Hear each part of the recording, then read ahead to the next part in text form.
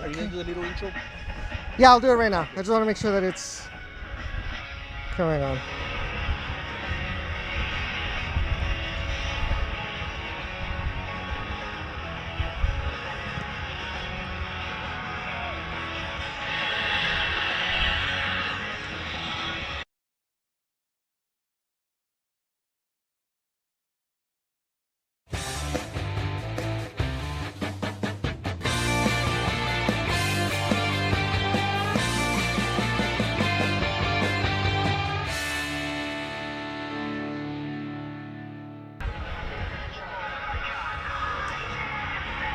It has been a while, and the boys are back, and they are looking for glory.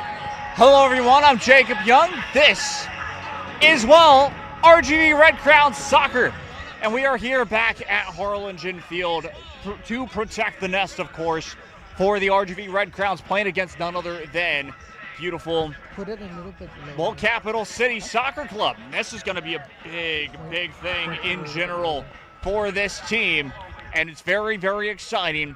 We will have Edson Ochoa joining us very soon for this pregame show. It has been, well, it's been a long time. The RGV Red Crowns, of course, coming off of the business trips in Austin, have been a very successful route for them, only dropping points against none other than Capital City, and their revenge tour is officially now. This is a big thing, as we've mentioned before, as I've mentioned before on a lot of other shows, has been that, well, the RGV Red Crowns, they've known exactly how to play soccer. They've known how to, well, bounce back from losses, and they did a good job against, well, defeating none other than Austin United, defeating Central Texas after their loss against none other than against the soccer club of Cap City.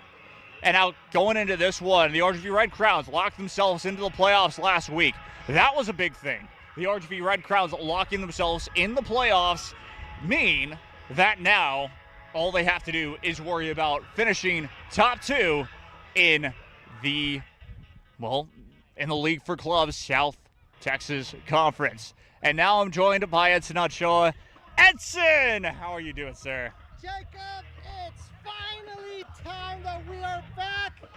And of course, we also have a good friend back here with us, with Cesar of the RGV Stampede notoriety, and also down in the Valley Classic member. Let's tell him over here just real quick so we can say hi to him. Cesar, how you doing, brother? Hey guys, good to see y'all again. It's great to be back here, at man. Harlingen Field. Woo-wee! Oh, Finally, man. I'm out here. And I'm glad that you're here. We saw you at VTX a couple of weeks ago. Now you're back. You brought your trombone. Yeah. What have you liked most right now of the Red Crowns this season? Honestly, a breath of fresh air. It's nice to see that the Valley's coming behind a local club again, rallying behind once again. The atmosphere is great. Every single home game is an amazing crowd. Everybody's on their feet. They're chanting. The passion is here. That's all I can say is that you come to this game, you come to see the Red Crowns, even the Brownsville match, everybody was enthusiastic. Yeah, definitely something that's, it started off with a lot of potential in year one. Now year two, it's getting better. I can't wait to see what the future holds. And I'm glad that you came and given an opportunity to the Red Crowns after what happened with the RGV Toros. I know not every member decided to come join, but you know what? I'm glad that you're here with a little down in the valley reunion, and I hope you enjoy the game, brother. Thanks. All right, I know distance was a big thing for the Stampede, Yeah. considering that Edinburgh is quite the drive. I mean, look at me. Where was I coming from when I was living in Willacy County? Yeah. You know, but now that I'm living closer and considering the fact that I'm actually off, thanks again, bosses. Yeah, actually this is the first home game that I've been to all season long. Yeah. Well, it's definitely going to be a great one tonight, man. We're going up against the first team, but great to see you here. Hope you enjoy the game, and be sure to blast that trombone with all you got tonight. Of course, let's see if I remember anything from the last couple seasons. Oh, I'm sure you will, man. I'm surprised it still works. Yeah, definitely, man. All right, bro. Enjoy it. Let's continue on real quick with the pregame show. Good to see y'all again, guys. Of course, man. See you, sir. See you later. All right, yeah. Stop, bro. Órale. All right, so good to see our friend Cesar back, but let's talk a little bit so far about, coming up to this game. Let's take a look right now at the results from last week, right? So definitely a couple of surprises, but we'll get to that in a little bit. Yep. But the first things first, obviously we got a very good result against Austin United FC on the road, 3-0 victory. Jacob, what can you tell us about that game? Well, from as much as we could tell, it was honestly, this was a perfect bounce back game for the Red Crowns. That's the biggest thing that we all know about because, Edson, you and I both know, like I mentioned, because this is a big topic, they dropped points against none other than Cap City, 2-1 on the road.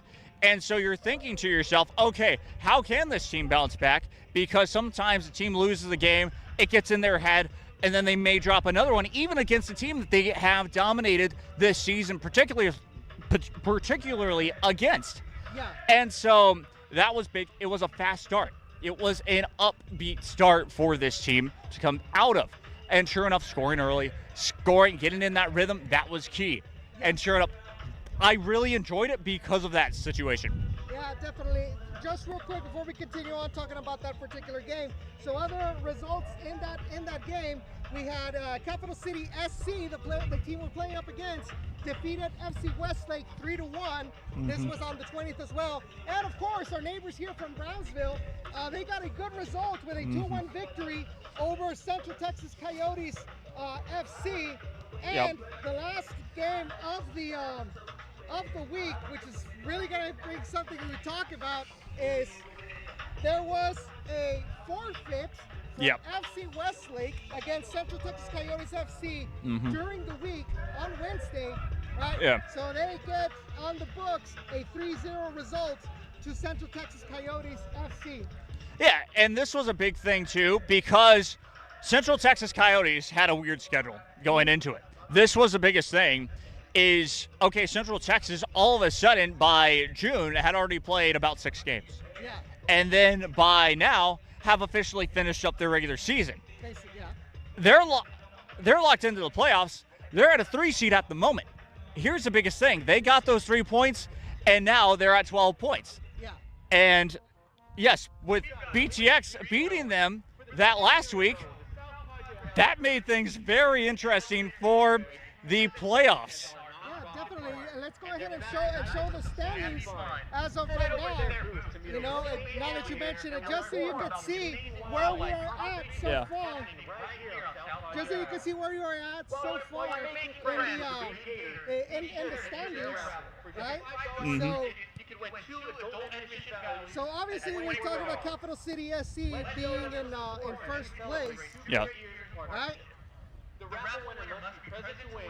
Actually, first we'll talk real quick about the Week 9 matches, right? Yep. So we talked about the forfeit, and there's going to be another forfeit tonight for FC Westlake, another 3-0 loss against Brownsville SC.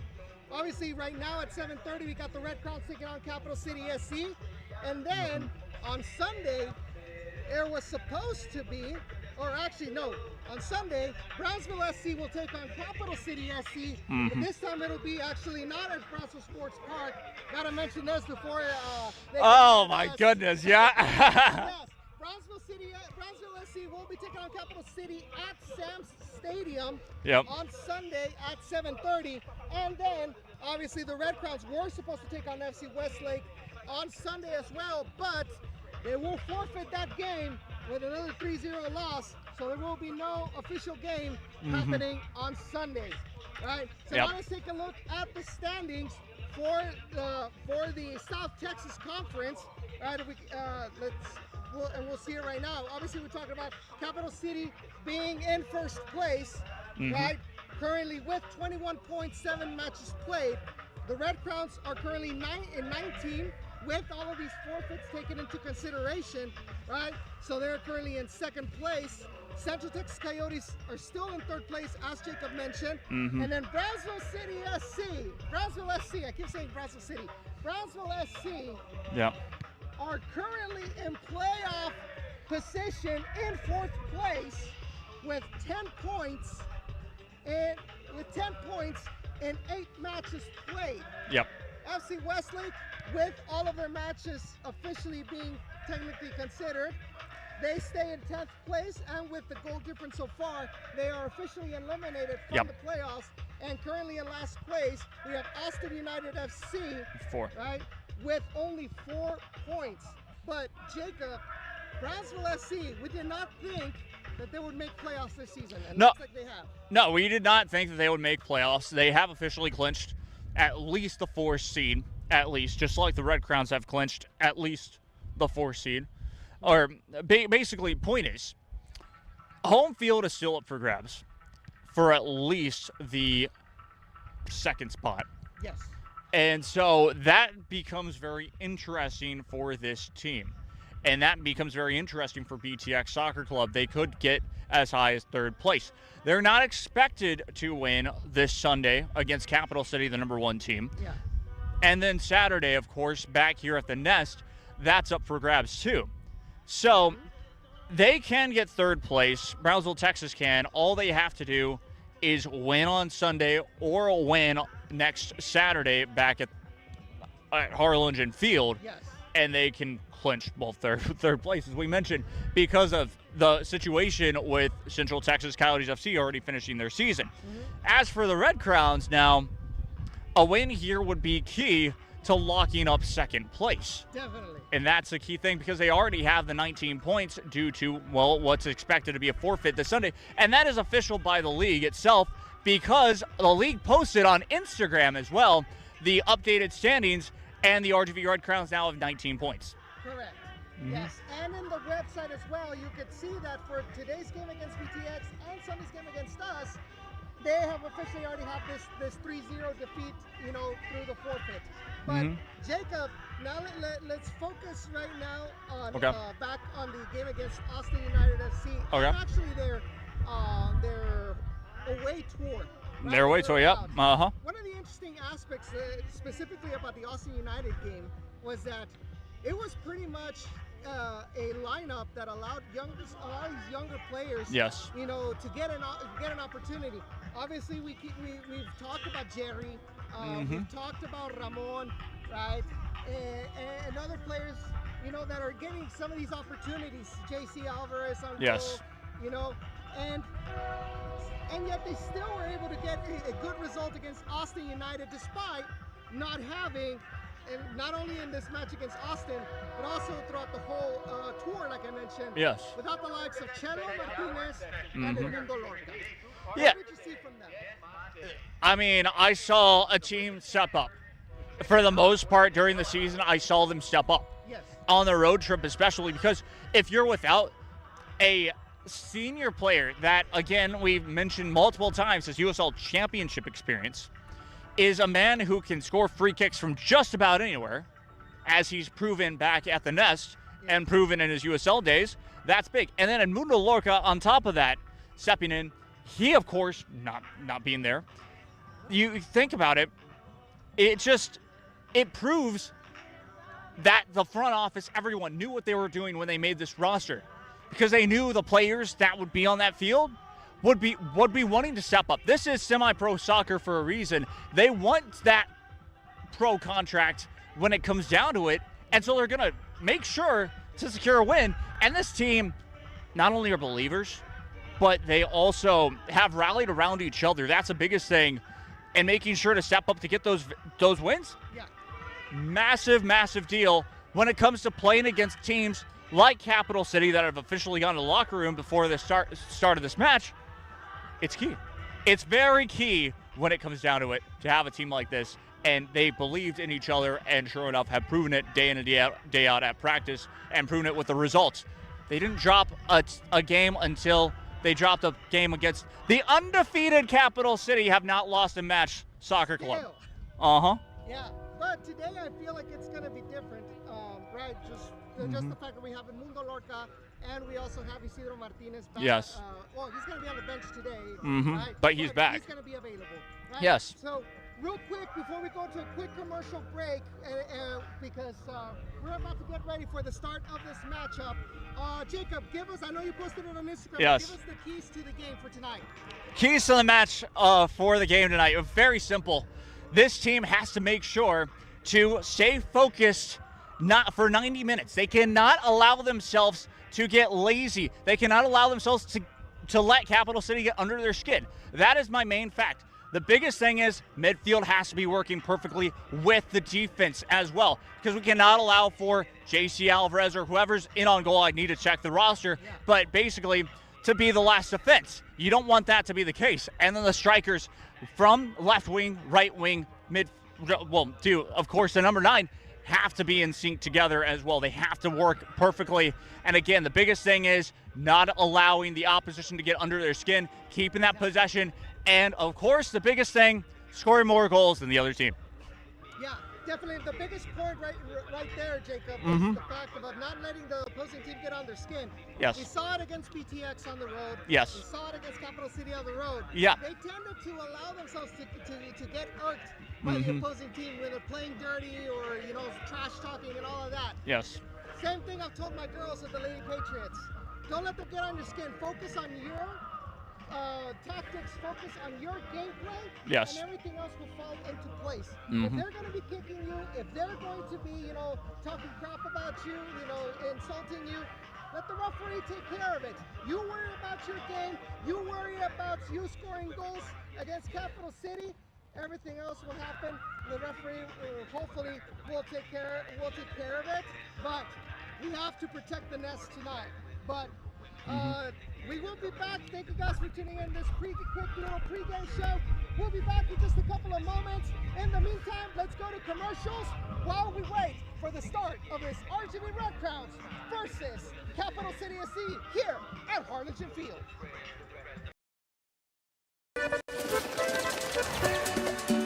What would you like the power to do? Your passion for this game opens opportunities. For them, for our local businesses, got the new merch. Oh my goodness. for the community.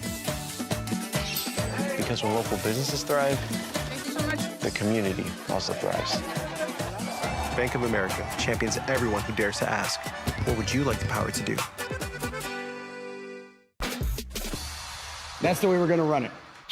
Excuse me, coach. Think I can help you with that. Who is this, coach? This is Leah Wise, the crash gal. She's a personal injury attorney and a proven winner. And the stats to back it up. I've won millions of dollars for injured clients all over Texas. We're lucky to have her on our team. And you would be wise to listen to her. Huh? All right, let's get down to business. Who's ready to win? Injured in an accident? Call Crash Gal today.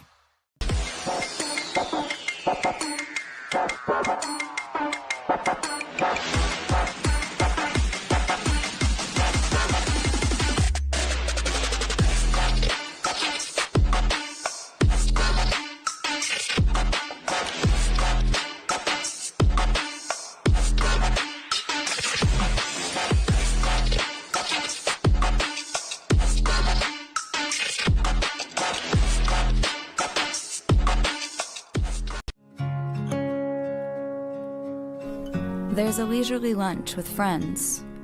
And then there's a 7-course gourmet tasting lunch with 7 perfect wine pairings aboard a fully restored 1915 Pullman rail car as it floats past rolling hills and rows of vines stretching out as far as the eye can see.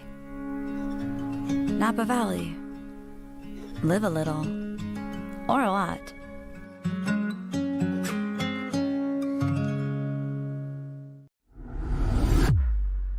Brought to you by Praxis Sports, the unified platform helping sports organizations manage communication, scheduling, and operations in one place. Learn more at praxisports.com.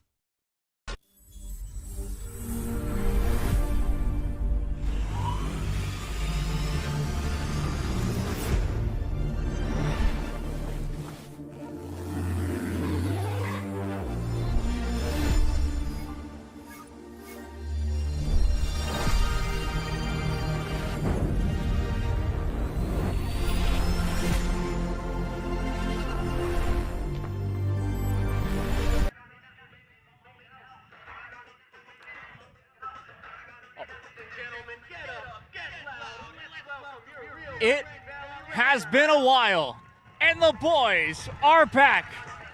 And once again are looking for glory versus Capital City Soccer Club. It's been a while, but once again, we are back home at the Nest Harlingen Field. And I'm Jacob Young, joined by Edson Ochoa. Edson, it's been a while, but how are you doing? I'm doing great, Jacob. Really looking forward. I had it circled on my calendar because I really wanted to see how we would do at home against Capital City SC. We talked about it in the pregame show. It's one thing on the road without two of your best players on available. Today, it's going to be different. Hopefully, the results will be on the Red Crown side instead of Capital City's. But all I know for sure is that it's going to be an excellent, entertaining match tonight. Yeah, it was 2 weeks ago for the last time that these two sides played against each other. It was in favor of Capital City Soccer Club, but the Red Crowns, with their revenge tour, looking to turn the tide at home. We're getting ready for the national anthem here momentarily, so we'll hold for that here in a second.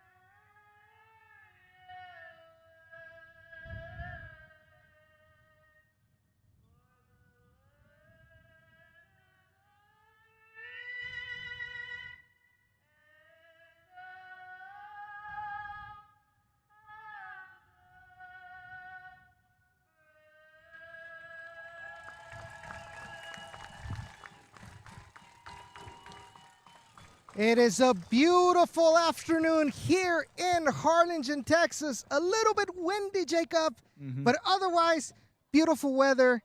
You know, the temperature's not that hot.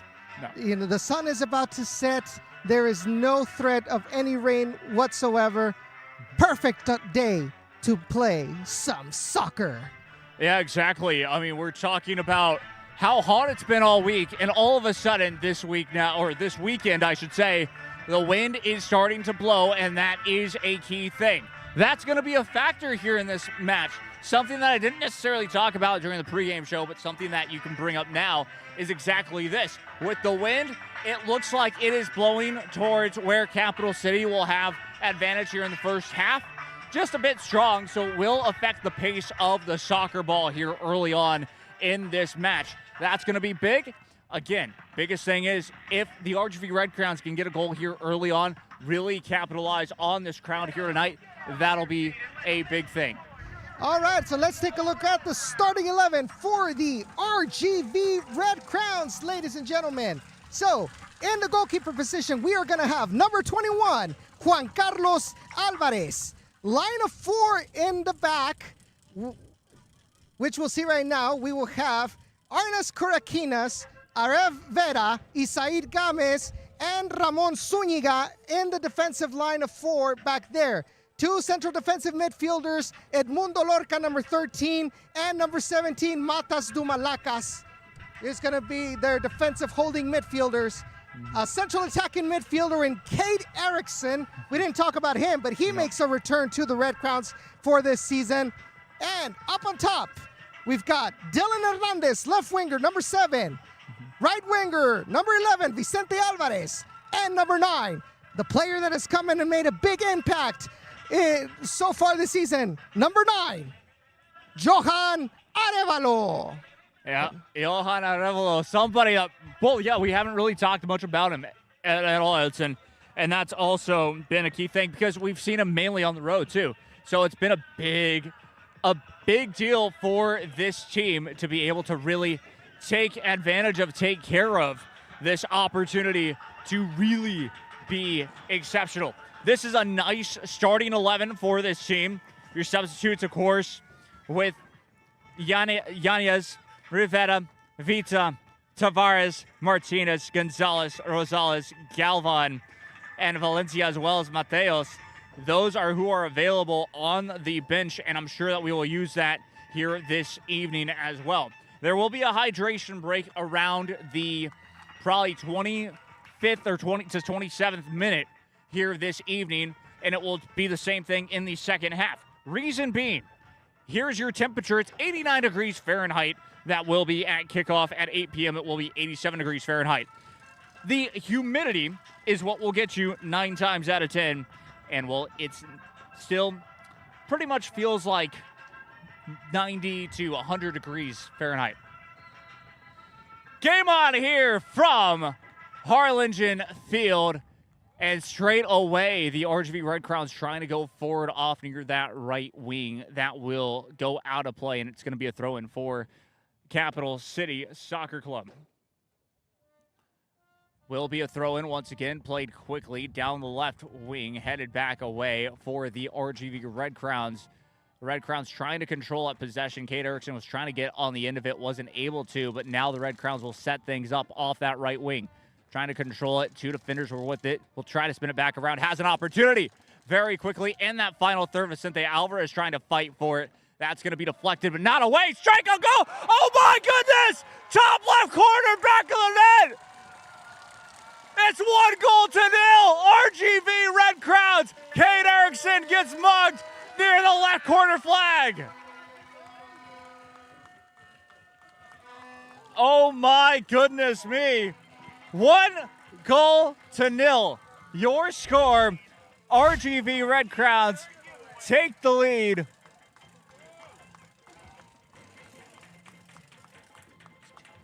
And sure enough, 1-0, your score.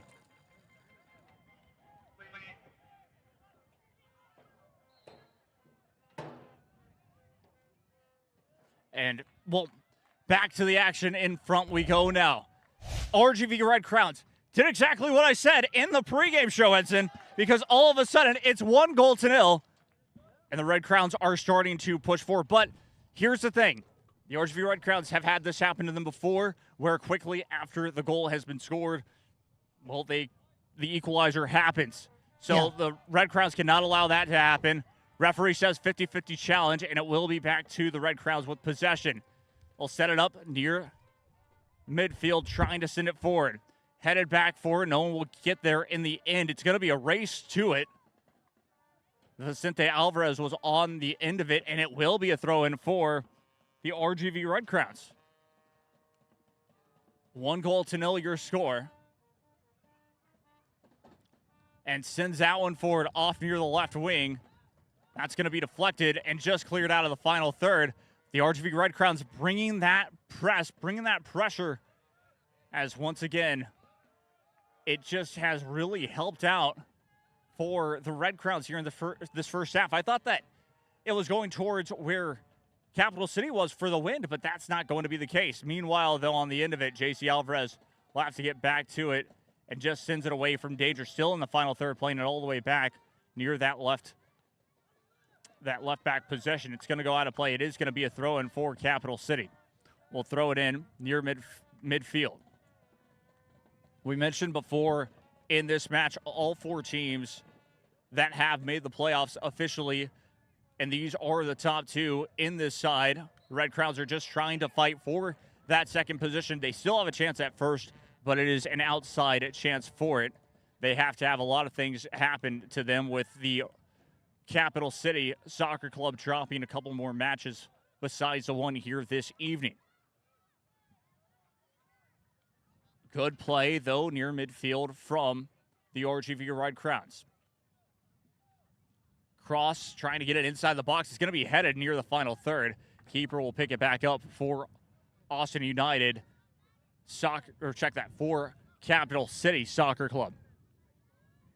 Trying to get that one forward once again. It's going to be a lot of contact. Free kick will be taken quickly by Capital City.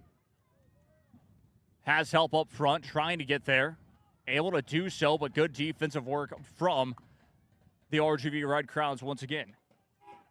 Red Crowns doing a good job here early on. Still 1-0, as we mentioned. Red Crowns doing a good job of controlling the possession near midfield, but will give it away this time. Cade Erickson will be on the end of it now. Has a chance to get upfield. Has to pass it back. Vicente Alvarez will do the same thing. Red Crowns keeping the possession. Back heel won't work, but it will be up front. Here comes Alvarez. Great slide challenge by Capital City to take that one away near the final third. Once again, off that right touchline.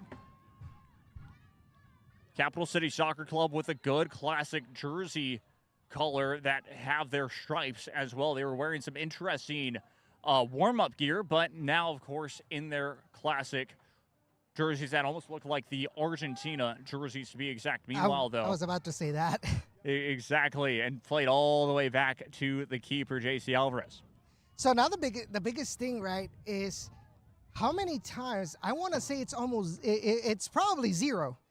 The times that Capital City has ever been on the back or pedaling back with a negative result in the match. Mm-hmm. So they've probably never been in this position. Yep. So now it's figuring out, how are they going to react? Are they going to be able to recover, or is this going to be a moment where their momentum, is going to be, very negative for them, where they're going to start missing more passes, getting desperate, and all of that. So this is where the Red Crowns are going to have to, number one, try to score more goals and take advantage of that.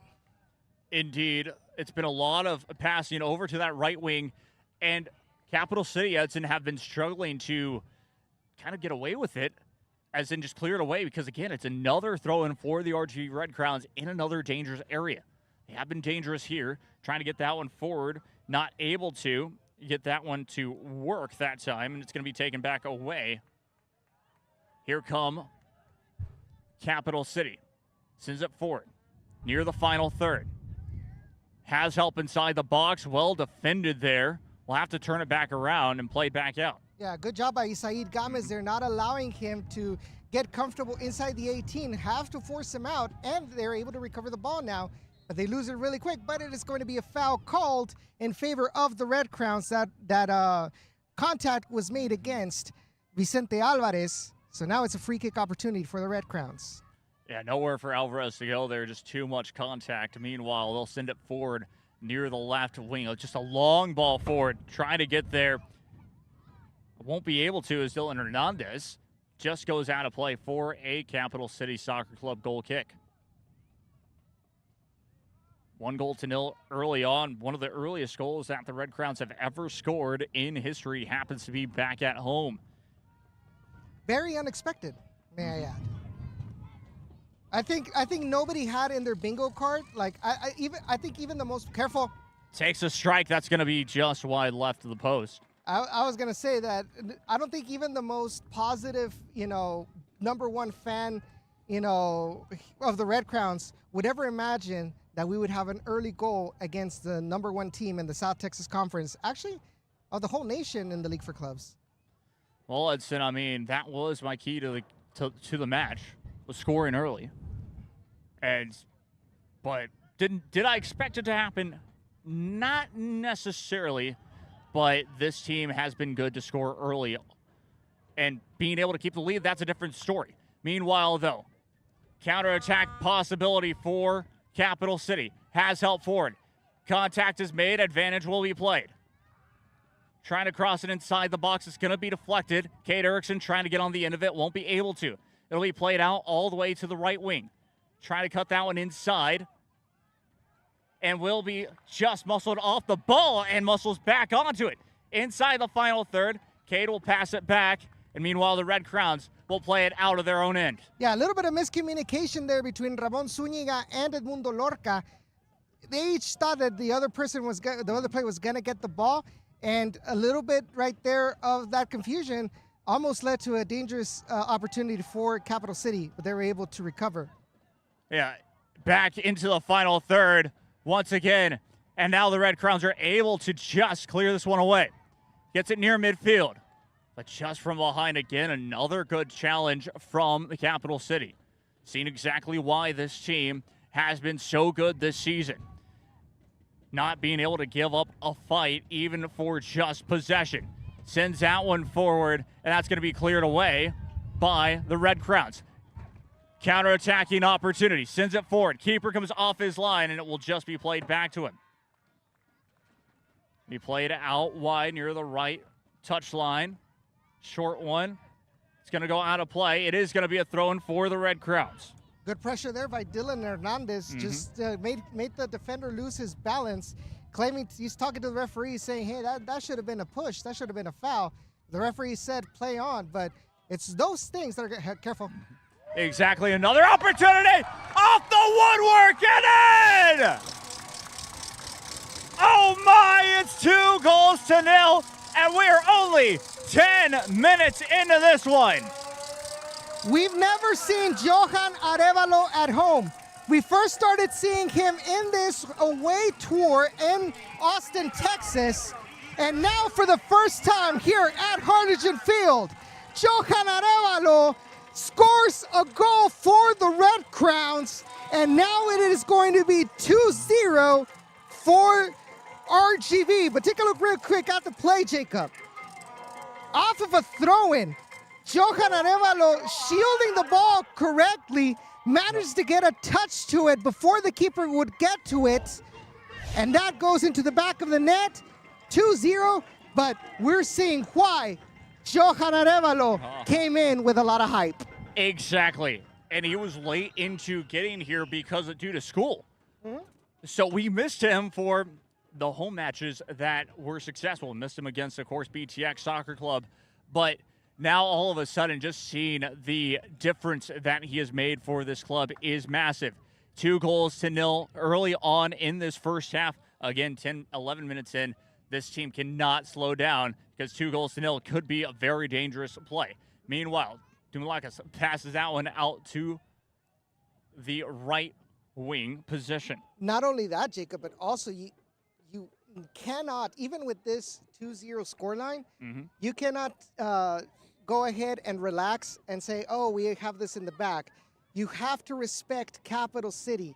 They are first place for a reason, and they might be shaken up right now, but you know that at any moment they can wake up and they can make life a living hell tonight here at the Nest. Yeah, so we've already seen a little bit of that so far, and once again, trying to get into the final third, it is just going to be a goal kick. A little bit of acting there is what it seemed like off that corner, just trying to fight for it and kind of ended up losing his balance is what it seemed like and lost. And honestly, that's one of the things that I saw in our away match against Capital City is that Capital City, this is a team that, because they've been in the system for so long within Capital City, they've learned all the tricks that players that are at the pros know and implement well. We talked about, being able to time management, a little bit of, feigning a little bit of fouls, embellishing those, right? Yes. So all of that stuff you don't really see at the semi-pro level, but we saw that a little bit when we played against them on the road, right? And we're seeing some of it here. Any little contact that our players make on them, they're going to try to appeal for a foul in their favor. Yes, indeed. Zuniga with a good throw in. That's going to be across all the way. Right wing controlled. Slow it down. Just decided to strike. Ooh. Oh, just misses off the left post. Still 2-0. And it's going to be a goal kick by Capital City. Let's take a look at that replay real quick. It's gonna be another throw-in. Really quick decision making by Mundo Lorca. We definitely missed that. And then just the confidence there by Arnes, if I'm not mistaken, Yes. to take that shot from outside the box, taking advantage of the wind that we are feeling right now.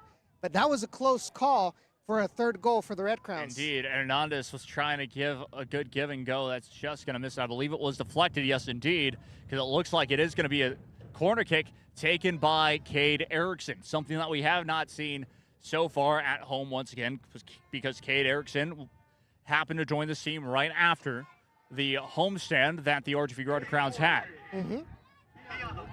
We'll try to send it forward. Was pointing there for a split second, drops back a couple of steps. But you can see there's a numerical advantage by Capital City, so they're going to go short. Exactly. Now we'll cross it inside, but headed back away. So you could really tell that for a bit. That one just sails over the goal this time for a goal kick. But that's one of the reasons why, Edson, you would go short. I don't necessarily love it, but in that certain circumstance, it was going to be that outcome either way. Meanwhile, though, here comes Cade Erickson. Getting possession off that left side, and we'll get pushed down.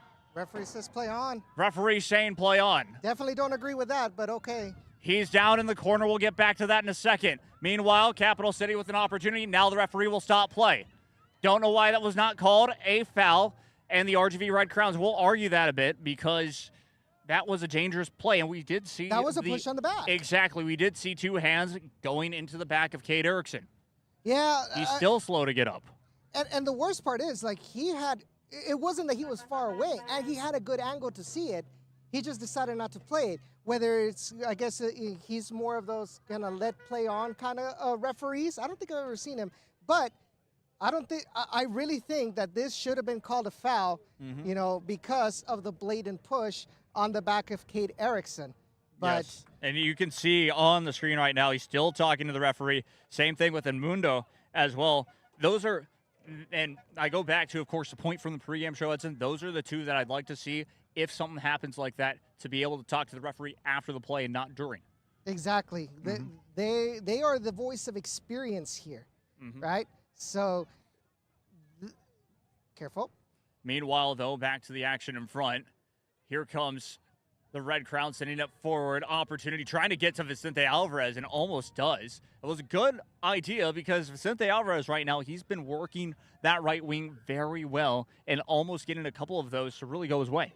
Yeah, definitely. And you can see that they're going to have to take advantage of that. Vicente Alvarez is very nimble out wide. Coming in from the right. He has the confidence sometimes as well to take those shots from outside the box or go for a 1-2. So he's a very special player that they need to be used, as there's going to be a foul called in favor of Capital City SC right now.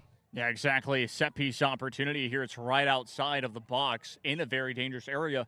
Sometimes I've also seen shots taken from this far. I would not be shocked if Capital City see an advantage to just go for a goal here. It's only one man in the wall, and that is going to be Edmundo Lorca. So JC feels that it is going to be more of a crossing situation rather than a direct shot. And we'll see what happens. Referee blows a whistle, raises up his right hand. We'll send it into the box. It is going to be a cross-header. Can't get to the edge of it, and it is going to miss just wide right of the post. Definitely one of those plays that you practice during the week, trying to find somebody in the first post to deflect it towards the far post. But unfortunately for Capital City, there was nobody there to meet that ball in the second post. And so that is going to sneak past and go into a goal kick. But you can see now high pressure here from Capital City, trying to awaken and try to get a goal back at least before the end of this half. Indeed. And the Red Crowns, I'm liking that they're not necessarily too scared about doing that, but sometimes playing out of the back can go wrong. Meanwhile, it's going to be taken right back away by Capital City. Here comes Cade Erickson on the defensive run. Aravera now with it, trying to get it forward. Will send that one away and just clearing it out of the final third. Now for a split second, though, on that left wing. Yeah. So right there, there was miscommunication there. Aref thought that Johan was going to run into space. Johan decided to drop down to try and get that ball. So that ball was given away. But we're starting to see some of that connection, you know. Granted, like we mentioned, Johan Arevalo just came, so maybe some of these players are not 100%, you know, used to his play style. But we see what the idea is going to be to try to avoid that high pressure from Capital City. Agreed. Meanwhile, once again, referee will say play on. And we'll play back, trying to send it forward off that right wing. It was still very difficult or near the right back position, I should say, for the Red Crowns to get forward. That one's going to go out of play, and it is going to be another Capital City throw.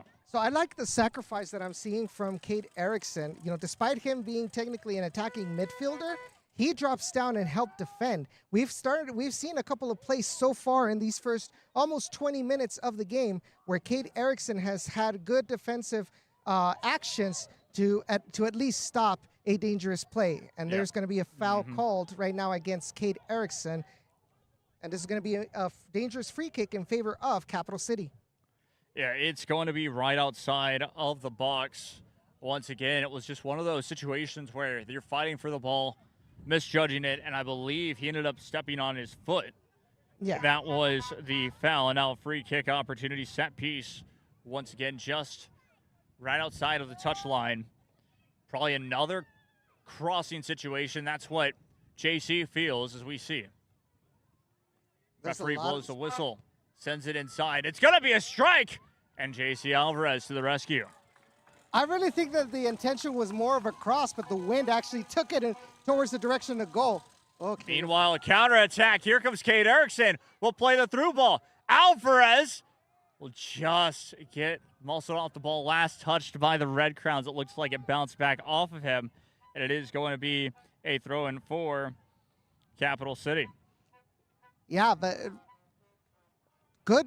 I'm trying to see who that player was, but that defender, that outside back for Capital City, good sliding tackle right there to dispossess Vicente Alvarez, and not only dispossess him, but also make that ball bounce on him and make it be a throw-in in favor of Capital City. Good job there by Aref. Indeed, Vera will clear that one away out of the defensive side. And again, the Red Crowns able to push upfield very quickly, winning possession near midfield. Looks like a bit of just player contact near midfield and too hard of a pass. Cade Erickson wasn't ready for that one. And the referee will say play on again. As that one, and that's what I've been saying. Like, so in that right there, you saw where that Capital City player made that contact with I think that was Matas, right? Without the referees seeing, but just making sure and telling him, hey, I'm here. Don't you forget about me. Think more about me than about your game, right? And then obviously we see the little bit of diving right there, trying to call for a foul. Those are tricks that mostly the pros use. A lot of people frown upon them, but fortunately or unfortunately, depending what you think, it is part of the game, and sometimes it is very necessary. Yes, indeed. And this is the first time you and I are really seeing this in the League for Clubs, especially where tactics like this have been used, and it's very smart for Capital City. But again, they're not home, and so these referees will be very keen on making sure that that's not going to be the case. It is going to be a free kick for the Red Crowns. Not really an advantage to be played is what it seemed like, and the referee will call it back for a free kick. No, but they're being very daring with those slide tackles. It's like, but And now it's going to be the hydration break. Yeah, but basically what I was saying is, they're making some daring slide tackles, kind of like at the edge of the rule book, trying to prove a point and trying to intimidate the Red Crowns, and seeing if hopefully by making an effect there, they are able to get the momentum in their favor and hopefully get, a more positive result, maybe one goal before the half. But to their disadvantage is that we have a referee that is willing to let the game play on, not just for any little, fall into the ground or push or anything like that. Maybe he might be a little bit too pasalon, like we say in Spanish.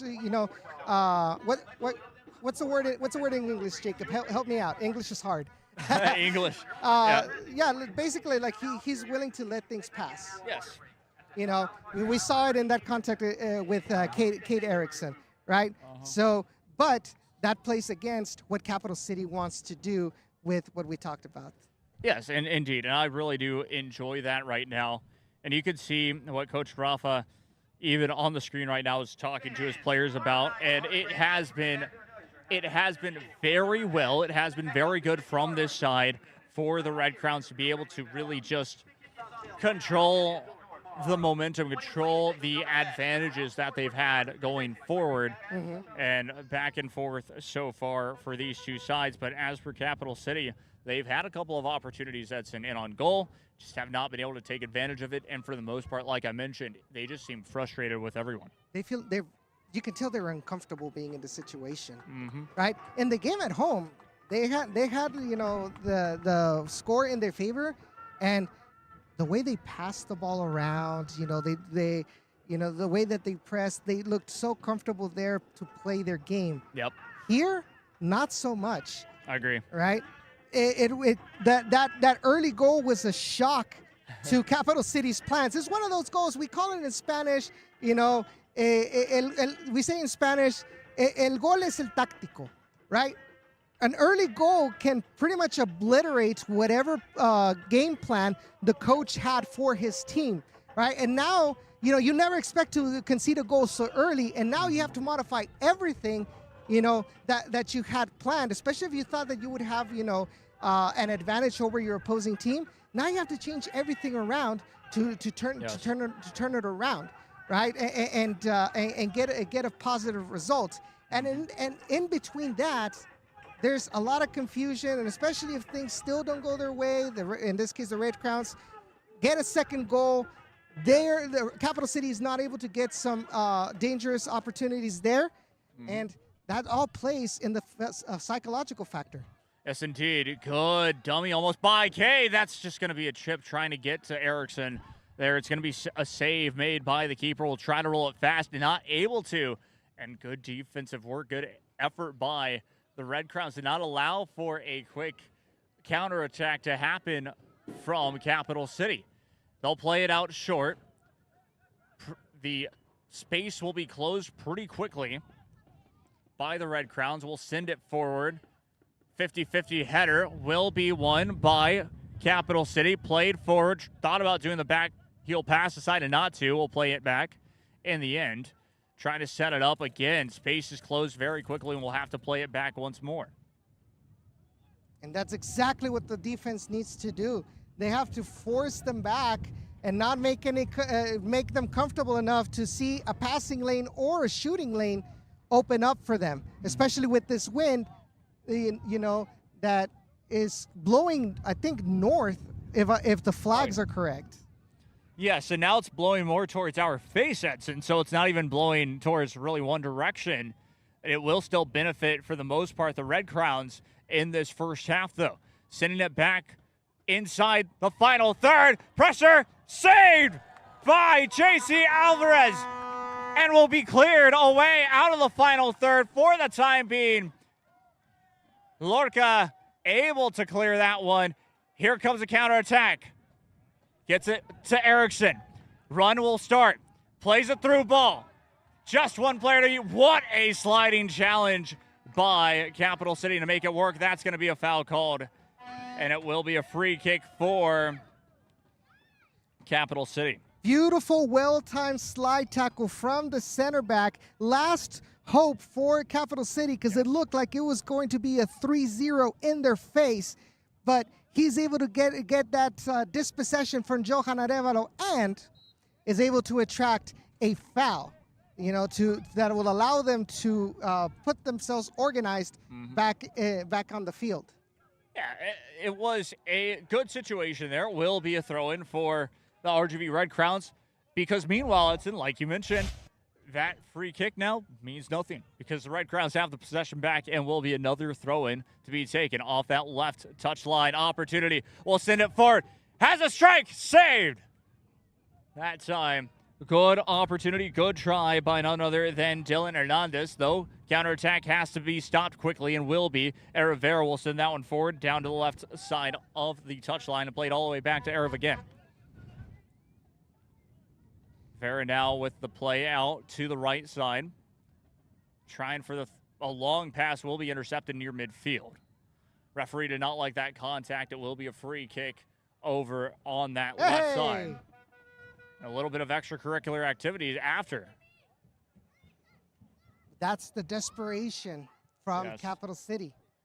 Get out of my way. I want to restart play quickly, Yeah, and that was a good job by the Red Crowns being able to have that knowledge to not allow for a quick play to happen. But meanwhile, again, off that left end, that's going to be across inside the box, cleared away just out of the final third, and it will be a free kick for the Red Crowns. Another smart play there. Yeah, definitely. So let's take a look real quick at the replay of the save by JC Alvarez, right? Let's take a look right here. Has to pass the ball back. Quick touch right there. Is able to get past Isaid Gomez, but JC Alvarez is there to make the save, and he still keeps that shutout so far. Yeah, 2-0 your score, looking to add another shutout to his tally. And again, the Red Crowns being able to create opportunities to just potentially strike on goal. Meanwhile, that one will just fizzle out for a split second, but letting another one start back up, trying to get the cross off. Great defense by Capital City once again to take that chance and clear it away near midfield.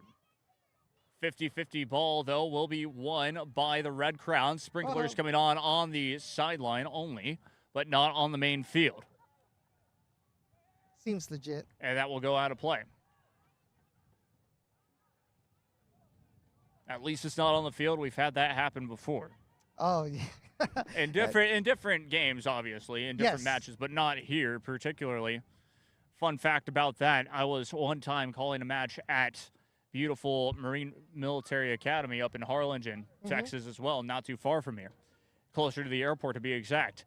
And the match started late, and so the sprinklers were on the timer, and they came on midway through the match. Well, somebody needs to turn them off if they are on the time, because I don't want it to happen that they like in a couple of minutes turn on inside the field. Indeed, that one will go out of play. It will be another throw-in for Capital City Soccer Club. But again, hey, it's not on the field, and honestly, with the way that the weather's been, it's not too bad to have some water. Freshen up. Exactly. Exactly. So, okay, they're off. Yay.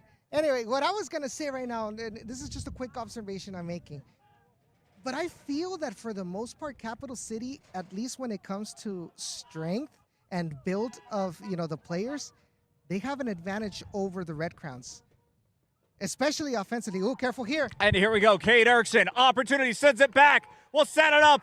Just didn't take the strike. Good defensive work from Capital City Soccer Club. You can see he's a little bit upset at himself, but it will work out, and he'll get back to it. Oh, no, he's upset at his teammates.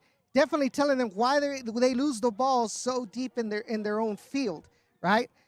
Because yes, I mean, you have the possession of the ball.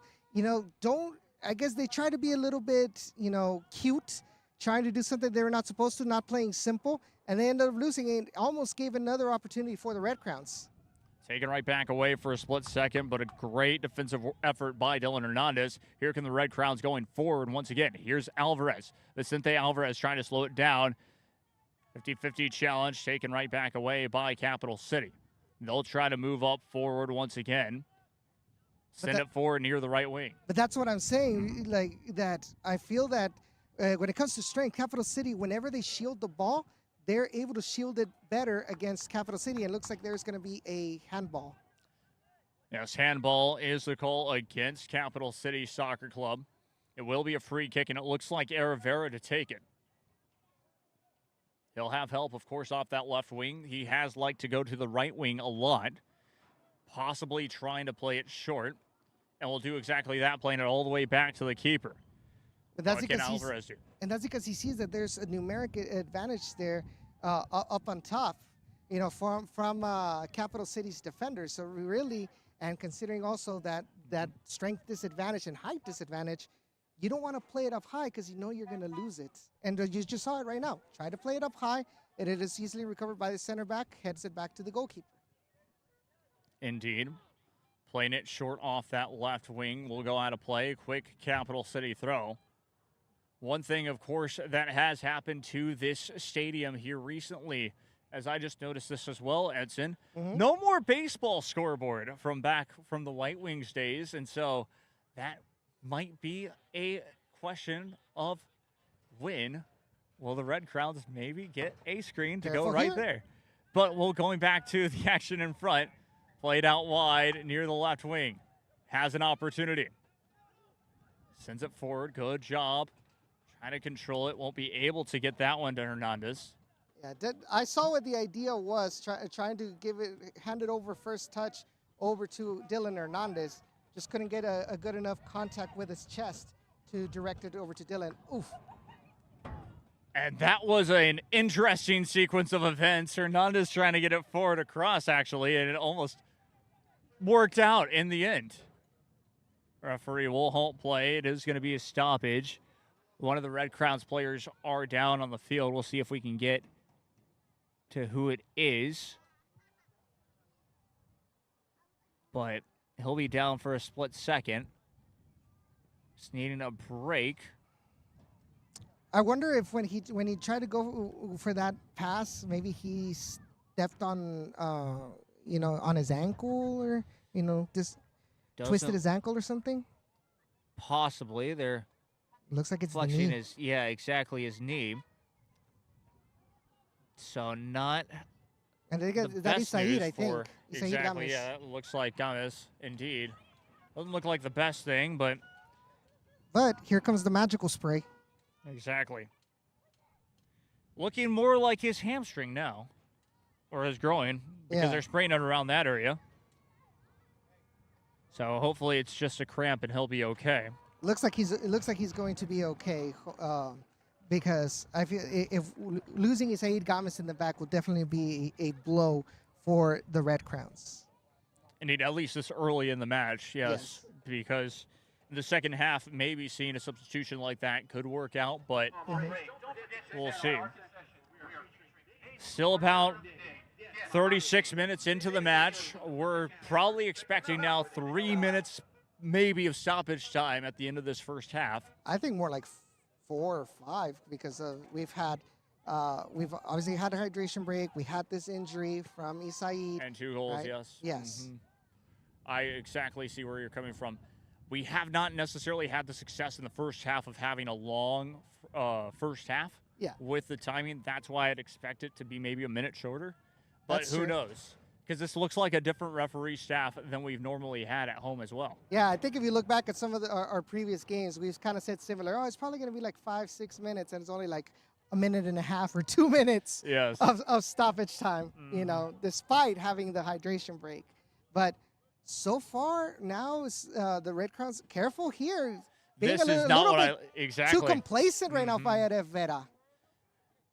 I have not loved all of those playing it back to the keeper because, well, again, I keep mentioning this is not good at all, as that's going to be cleared away by Rivera.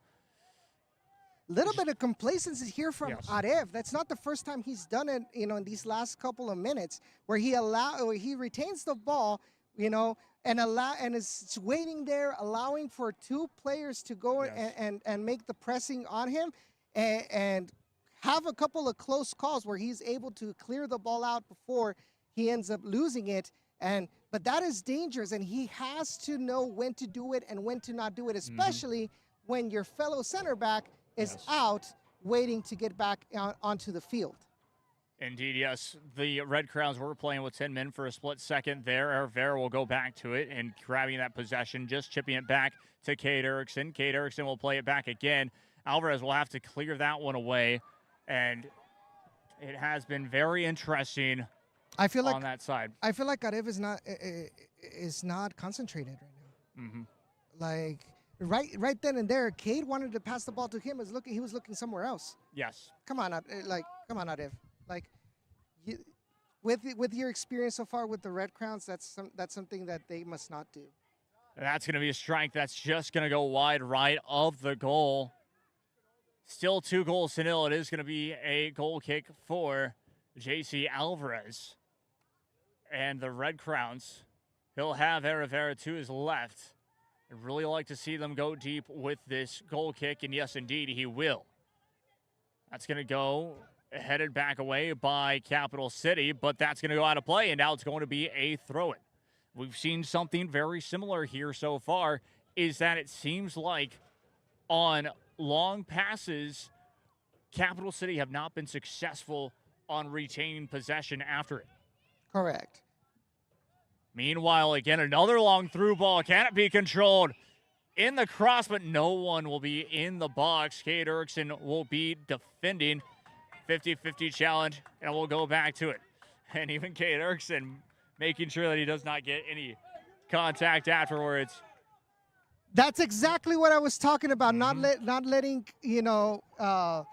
Capital City get in their head. If you notice, careful here. Oh. It's going to be tripped up. Referee's going to say play on. Oof. And this does not look good again. I forgot to press the button, but to me it looked like he might have tripped by himself. Yeah. Aided a little bit by the defense. But didn't look like there was a lot of contact, to be exact, for Johan for it to be a PK. We'll talk a little bit, but it will be a throw-in once again. Yeah, but basically what I was saying, we mentioned it in the pregame show, not letting Capital City get in your heads. You saw the center back make a gesture towards Cade Erickson after that 50-50 battle, kind of making illusion like, I have hair, you don't. Like, that's the kind of low stuff that we saw in the game over there at Capital City. And thankfully, Cade Erickson, okay, whatever. Exactly, and that's perfect. That's what we want to see, to be exact, for the Red Crowns to get in their heads and not necessarily for them to be in ours. But that's a lot of contact inside the box, though. It is going to be a corner kick for the RGV Red Crowns, exactly what they wanted, for a corner kick to be conceded by Capital City. Set piece opportunity to be taken by Vicente Alvarez.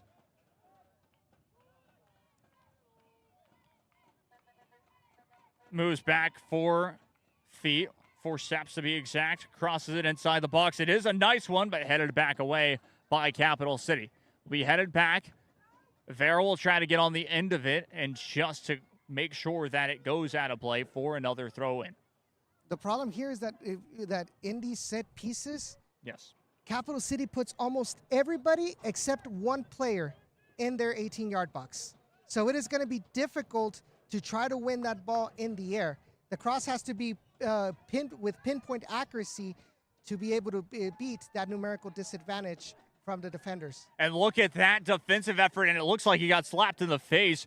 A great job, though, by none other than Edmundo Lorca to muscle his way back and have the ball back, but the contact made afterward is enough for a free kick. Edmundo Lorca has to calm down just a bit, as we just saw that.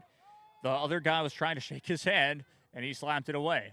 But meanwhile, it will be a free kick for the Red Crowns. We'll send that one deep, and the referee will stop, as he did not like something that was up front there. I think it was with Cade Erickson again is where he was pointing towards. It's that same center back. Yes. And he'll talk to him. He will get a talking to. But that's the thing. And it is a yellow card, a booking. And finally, Edson. That'll be interesting to see what happens next, because that is a center back that has been a problem for the RGV Red Crowns. Exactly. He's like, so far he's had, like, I think he's been the player that has had these, well-timed sliding tackles. But considering that he goes always for the sliding tackle, you're pretty much, playing on the line there of a miss, just a millisecond of a missed timing, and you're gonna be seeing maybe a minimum a second yellow, which would lead to a red and a penalty, right? So now that he is going to be tied because of that yellow card. He's not going to be as daring. Indeed. And meanwhile, counterattack opportunity, though, after the free kick for Capital City. Will control it all the way near the right wing. Being guarded heavily. Will get away from it. Sliding challenge. Great job. That will miss the corner flag as well off the right corner side. Good sliding tackle from Dylan Hernandez. He was able to track back quickly after it looked like he was going to get away from Matas and from Cade Erickson. But Dylan is able to recover, get that well-timed sliding tackle, and he avoids a corner kick. Indeed, it will be a throw-in to be taken quickly inside the box, headed back away, has a chance to turn it back around. Still tries a shot. It's going to be blocked. And now cleared away for a possible counterattack. Great defense at midfield from Capital City. But it will quickly be another throw-in for the RGV Red Crowns. They didn't want to slow it down there, but we'll have to. Definitely a little bit of slowdown, make sure to get the players back. But Capital City, when they have these, throw-ins, free kicks, corner kicks, they're pushing a lot of players up, and this is leaving them exposed for a long through ball, trying to find the speed of Johan Arevalo, right? We've seen it in other games, more specifically against Central Texas Coyotes, if you remember, playing those lob through balls, right? This could be something that could lead to a third goal. This will be tough. Cade trying to get there, almost does, but meanwhile, great win. Hernandez had it. Referee will stop the play, and it's going to be a throw-in for, check that, a free kick for. And it's going to be yellow for Dylan Hernandez. Dylan Hernandez steps in front of the ball and gets a yellow card. Now, I don't agree with that at all. I don't agree. As far as I can tell, or as far as I can remember, it's only when the referee tells him, okay, I'm going to move back because he called for the wall. Exactly. Right? Yeah, I don't believe that was supposed to happen, but meanwhile, almost got taken back away. Yeah. Unfortunately, that's a scenario that has happened to us in the summer league. Jesse can attest to that.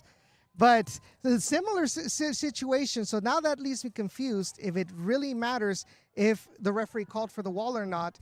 That if the attacking player decides to kick it, before the referee says that they could, because there's a player in front trying to force them to call for the wall.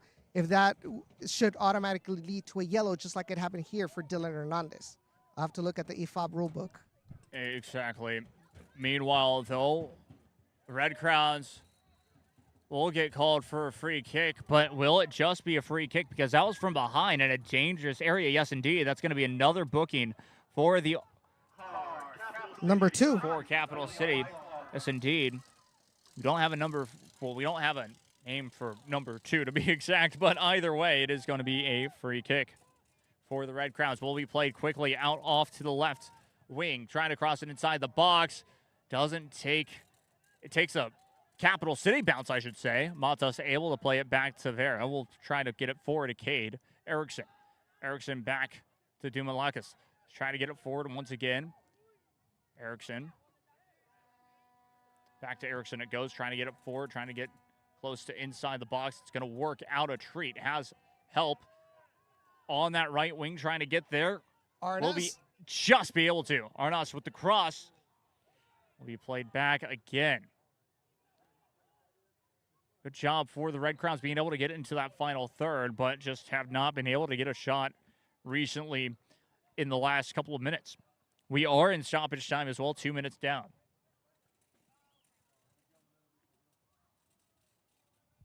So far, the Red Crowns have taken the first step, in limiting the danger from Capital City. But I think I'm not going to say anything more. At least the Edson curse makes a comeback. That's 2-0 right now. It is going to be a free kick for Capital City Soccer Club. It seems like since you had mentioned it as well, I think you heard me. In that, exactly. I was about to say in that left wing, he's definitely been focused a lot more. Rivera has, and it'll be interesting to see what happens on the set piece. Exactly. I thought you were talking about the referee, because now it seems like he's calling more fouls since I called him out. You've called out 2 people, and sure enough, it has turned this match just a little bit. Let it go out.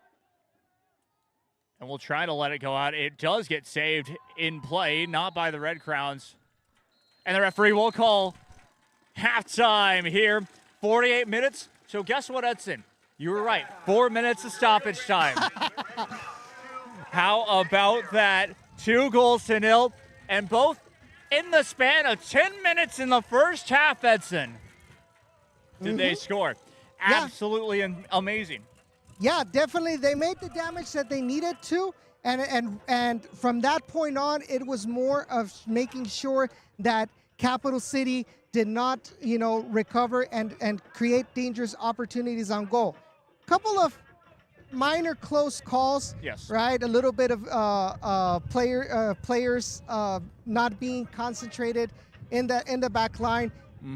The game is getting pretty gritty. A lot of fouls, a lot of back and forth, between players from both teams. But so far, the Red Crowns have been able to hold on with a 2-0 lead going into halftime. Yes, indeed. It is halftime here. 45 minutes down. 45 to go as we will be back for the second half of play. I'm Jacob Young, joined by Edson Ochoa here on the Harlan or the RGV Red Crown YouTube page, as well as the League for Clubs YouTube page. All right. What would you like the power to do? Your passion for this game opens opportunities. For them, for our local businesses, got the new merch. Oh my goodness. for the community. Because when local businesses thrive, the community also thrives. Bank of America champions everyone who dares to ask, what would you like the power to do? That's the way we're going to run it. Excuse me, coach. Think I can help you with that. Who is this, coach? This is Leah Wise, the Crash Gal. She's a personal injury attorney and a proven winner. And the stats to back it up. I've won millions of dollars for injured clients all over Texas. We're lucky to have her on our team, and you would be wise to listen to her. Huh? All right, let's get down to business. Who's ready to win? Injured in an accident? Call Crash Gal today.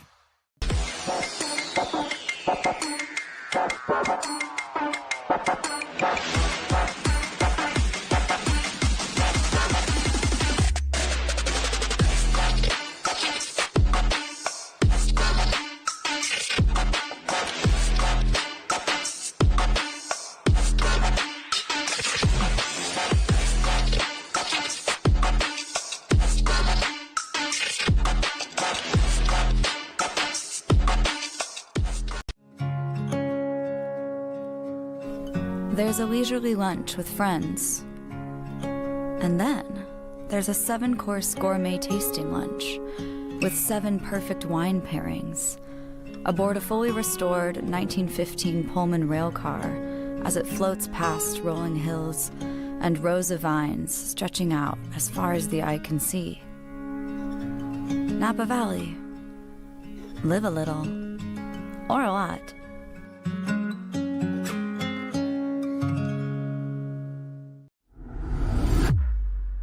Brought to you by Praxis Sports, the unified platform helping sports organizations manage communication, scheduling, and operations in one place. Learn more at praxisports.com.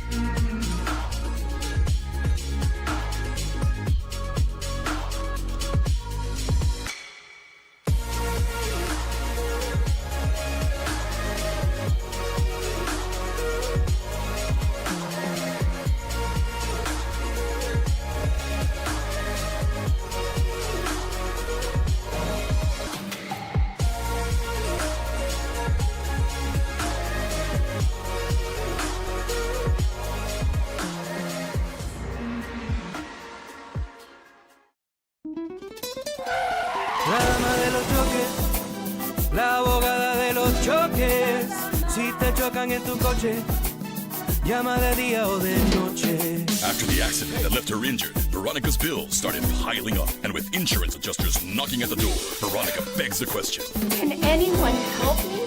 Leo Wise es la dama de los choques. Call 956 Abogada. Llama de día o de noche. New episodes every week.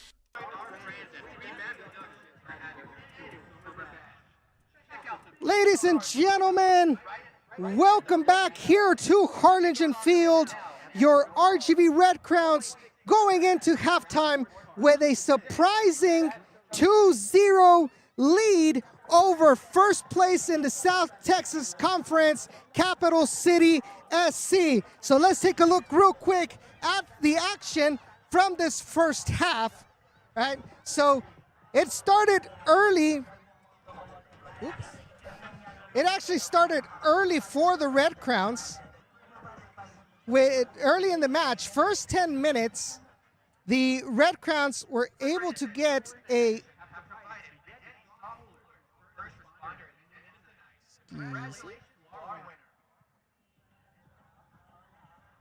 There we go. So it started quickly in the first half, just a couple of seconds after the whistle, with a beautiful shot right there from, it looks like it is, it might have been Johan Arevalo. Good shot from outside the box. And then just before the 10th minute, Johan Arevalo is able to get this shot, hits the far post, goes inside the back of the net, and it's a 2-0 lead for the RGV Red Crowns. Let's take a look real quick at that first goal. Bad clearance, lands right there towards the Red Crowns, does not, think twice about it, gets that shot into the back of the net, and that has been so far the goals from this matchup between the RGV Red Crowns and Capital City SC. And we'll be right back in just a couple of minutes for the start of the second half. Don't go away just yet.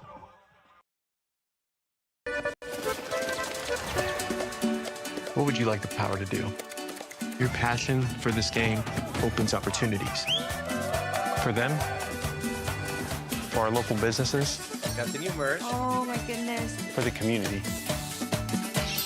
Because when local businesses thrive, the community also thrives. Bank of America champions everyone who dares to ask, what would you like the power to do? That's the way we're gonna run it. Excuse me, coach. Think I can help you with that. Who is this, coach? This is Leah Wise, the Crash Gal. She's a personal injury attorney and a proven winner. And the stats to back it up. I've won millions of dollars for injured clients all over Texas. We're lucky to have her on our team, and you would be wise to listen to her. Huh?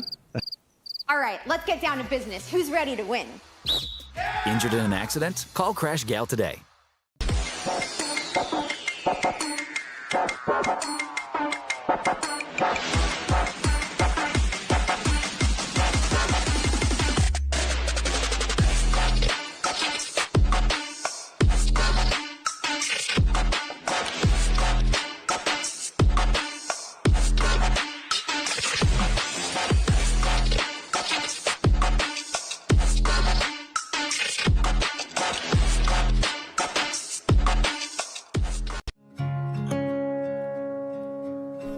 There's a leisurely lunch with friends. And then there's a 7-course gourmet tasting lunch with 7 perfect wine pairings aboard a fully restored 1915 Pullman rail car as it floats past rolling hills and rows of vines stretching out as far as the eye can see. Napa Valley. Live a little, or a lot.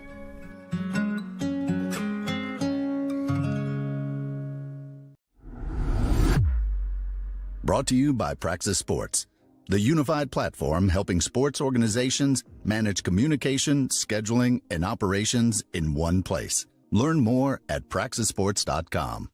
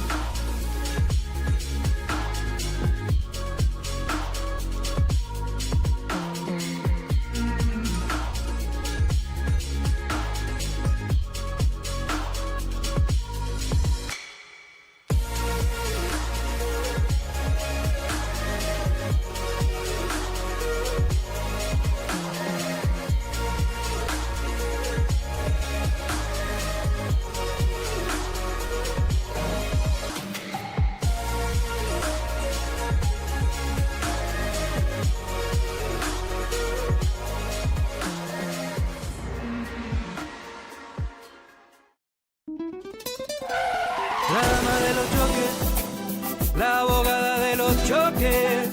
Si te chocan en tu coche, llama de día o de noche. After the accident that left her injured, Veronica's bills started piling up. And with insurance adjusters knocking at the door, Veronica begs the question. Can anyone help me? Leo Wise es la dama de los choques. Call 956 Abogada. Llama de día o de noche. New episodes every week.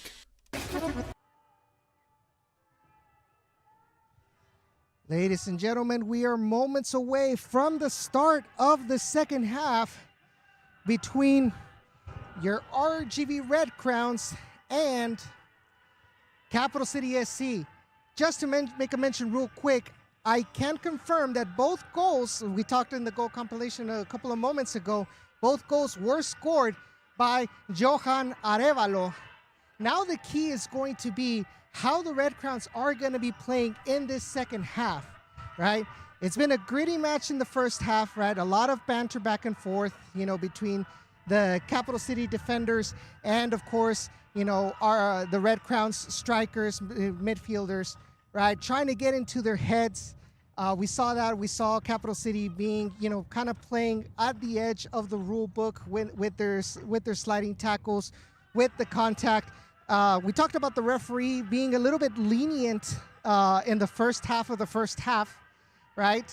Got a little bit stricter as the first half went on, but so far the Red Crowns have been able to contain Capital City in a way that Capital City is definitely not used to, coming into this match. As we mentioned in the pregame show, they came in, they're actually, at least through the League for Clubs, the only undefeated team in all of the League for Clubs, right, and all of its conferences. So they have been a good team, right, but so far here at the Nest, they have kind of met their match with the RGV Red Crowns.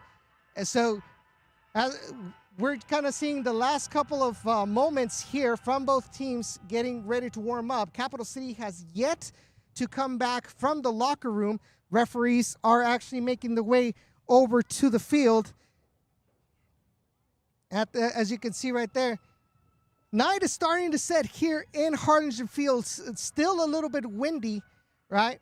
But overall, really comfortable temperature. Doesn't really feel humid at all.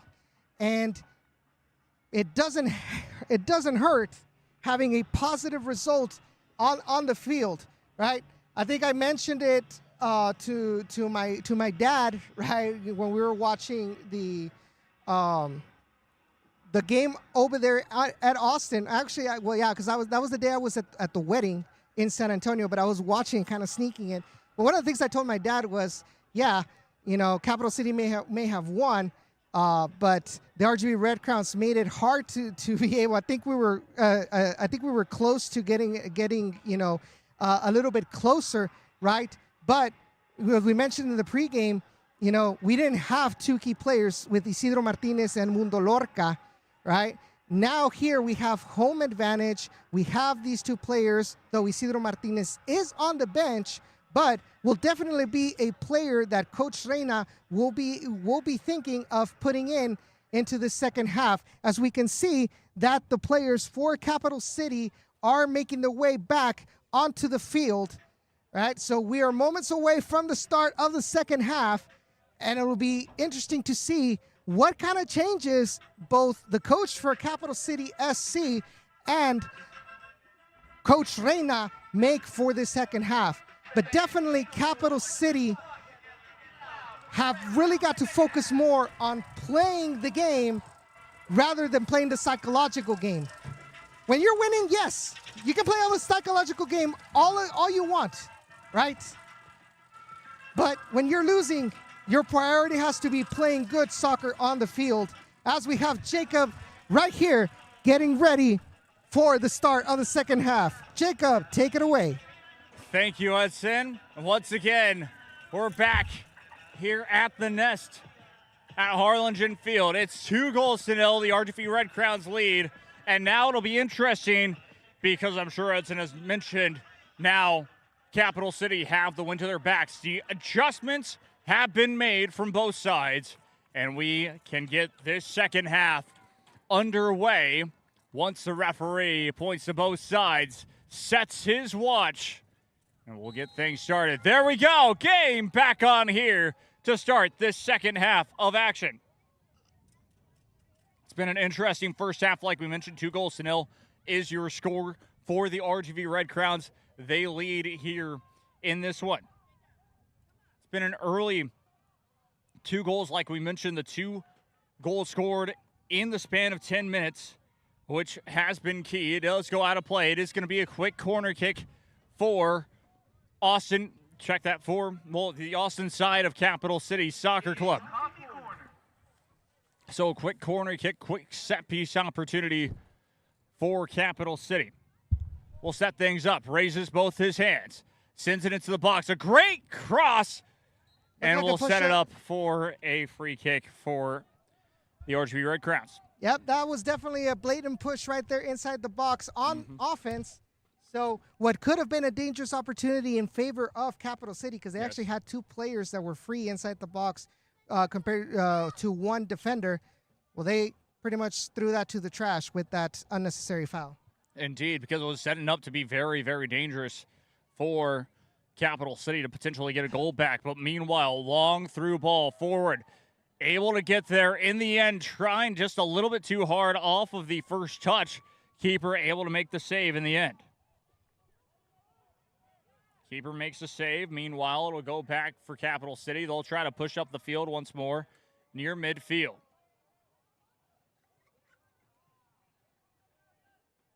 Played back once again. Capital City slowly but surely just trying to build on the attack, because at the moment, Edson, feel like that's all they can truly do. Yeah, definitely. They're trying to lure the Red Crowns to push high up their defensive line, trying to look like you just saw right there, that high through ball, trying to get over the midfield for the RGV Red Crowns, and trying to find those one-on-one situations, right, with their speed. But unfortunately, they haven't been able to take advantage of that, because their passing really hasn't been that accurate. Agreed. A long strike. That one will sail over the goal.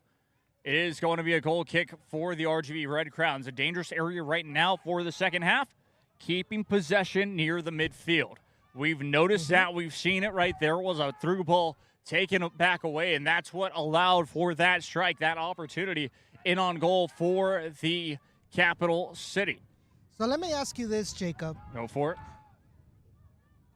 Based on what you saw in the first half, yes, what does Capital City have to do to try and get themselves close on the scoreline against the Red Crowns? Well, besides the obvious thing of scoring more goals, it's mainly doing that, getting the possession back, creating those opportunities, and just allowing for, well, the Red Crowns to have to play on the back foot, to have to play that counterattacking style football. Careful here. And sure enough, getting into that final third, taking the strike. It is a little bit blocked. Save will be made by J.C. Alvarez. Thankfully, he was able to see that one as we weren't. Well, adding into that, we're seeing now that Capital City is trying to be a little bit more having the ball a little bit more, trying to find some attacking opportunities. Careful. Meanwhile, again, another strike, and this one misses by inches off the left post. Not deflected. It will be a goal kick for the Red Crowns. Again, the Red Crowns have to be thinking to get possession back and just control it, because they cannot be on their back foot for the whole entire second half. Only dangerous things can happen from there. Exactly. You can't give the ball over to Capital City, because eventually, if you the more they maintain possession of the ball, the more confident they're going to get. And that is going to be dangerous. Now on the way, beautiful through ball to the right side. Vicente Alvarez will create space, will try to play it back instead. Thought he could have taken a strike one of those times that he had it open, but decided not to. It is going to be a cross inside the box, cleared away by Capital City. That's been the best that RGV Red Crowns so far have looked in this second half. Meanwhile, almost getting the possession right back. Yeah, and they do, actually. But the defensive line has been quick to cover those shooting lanes.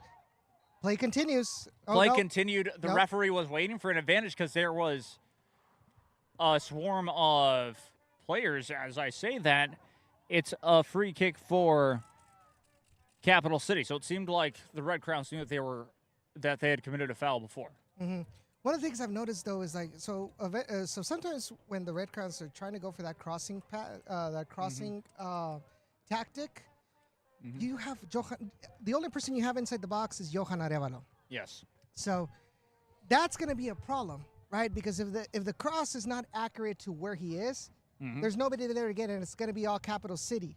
If you can have at least one more person in there, in the box, in a different area than where Johan Arevalo is, you can give yourself an opportunity that maybe you don't find your target man, but at least you put the ball closer to another teammate in space.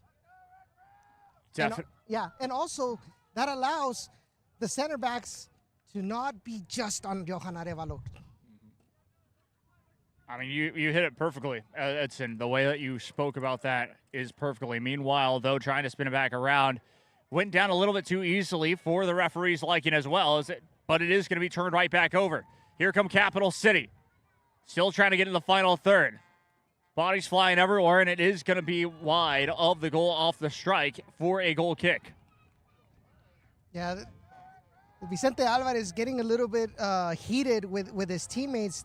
They're all not necessarily playing at the same wavelength right here in the start of the second half. And obviously Mundo Lorca telling him, Vicente, calm down, man, calm down. We're still winning. Don't keep your head cool. That's how we're going to be winning the game. Yes. Once you start focusing more on mistakes, on the fact that they're not playing on the same wavelength, and you start focusing on all of that, that's where you make even more mistakes. Yes. And what I like from that is that the fact, as it's going to be right back, taken away. Shoulder-to-shoulder charge. Shoulder-to-shoulder contact. Capital City wanting a penalty. Referee will say nothing to it. It is still going to be a throw-in for Capital City. Yeah, definitely. So number 2 is saying that Isaid pulled on his shirt, but at least what I saw, it was a clean shoulder-to-shoulder charge. Textbook shoulder-to-shoulder charge. Exactly. So this will be very interesting to see what happens here. Good throw-in inside the box, trying to clear that one away. Able to do so for the RGV Red Crowns. Can they make something happen on this realm? That's going to be cleared right back into the box. JC will come off his line, and Alvarez making the save. He'll fall on the ground. He'll waste a couple more seconds, but a textbook save from JC Alvarez to keep it 2-0. RGV Red Crowns in favor.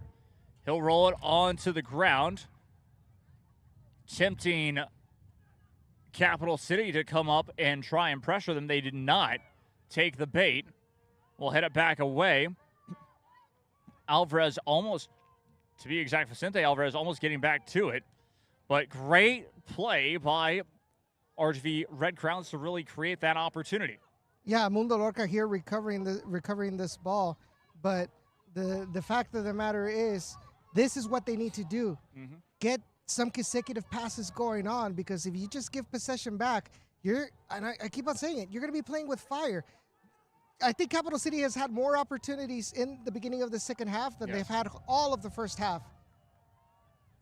Agreed.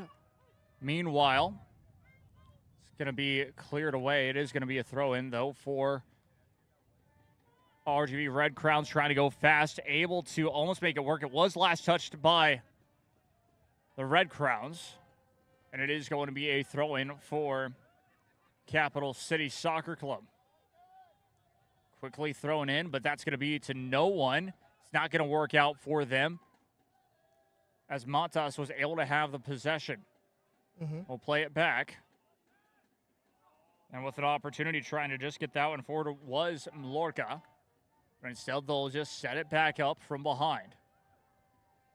Here come the Red Crowns, trying to send the through ball, just not enough pace on it, and it's going to be taken right back away near midfield.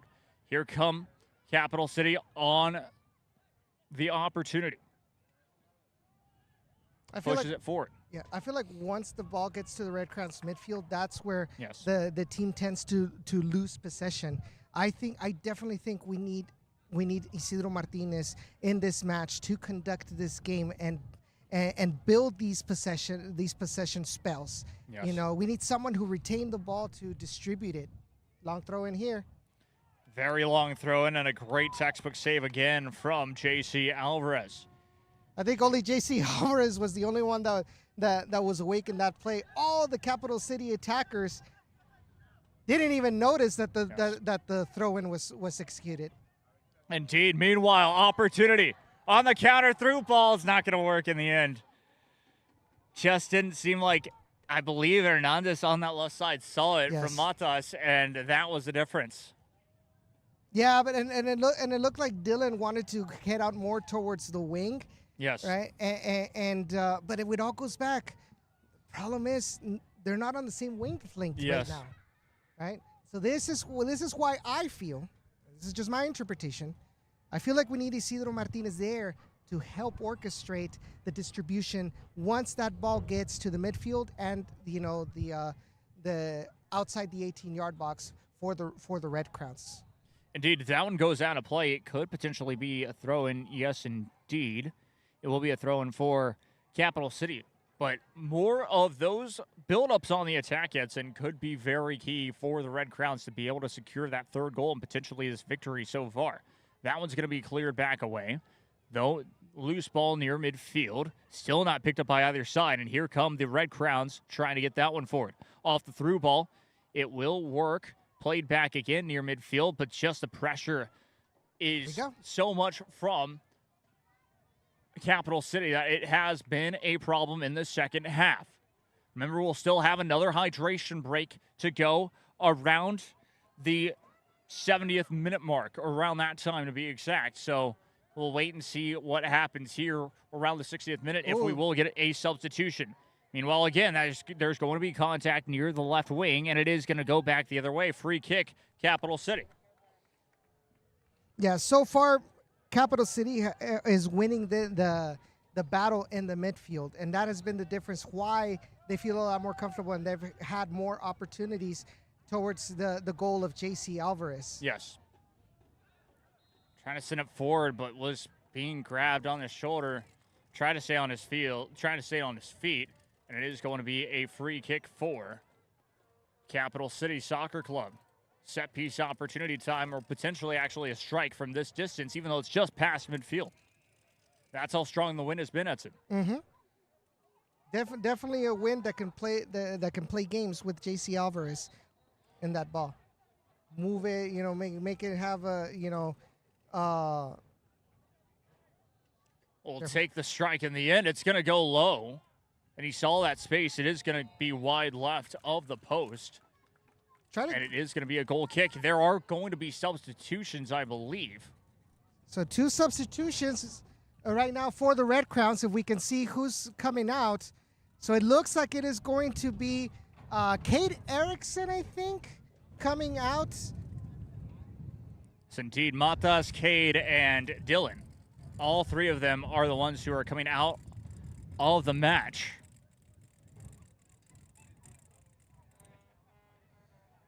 So now we need to see who is coming in. Isidro Martinez, I believe, one of them. I think Coach Reina heard me. That's exactly what we needed. Indeed, we get a leader like that onto the team, onto the field, I should say. It should be a difference.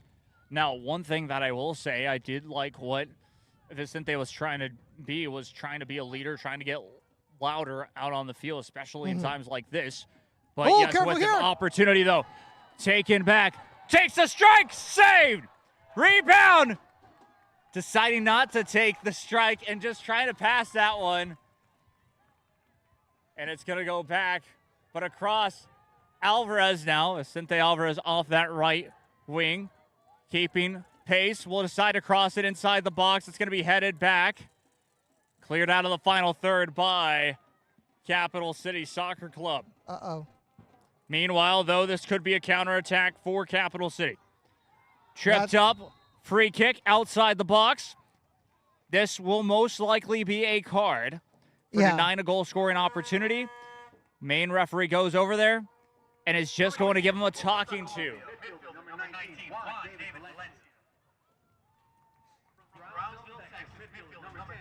But real quick, Jacob. Yes. Diego Rivera barely came into this game, and he already had an impact.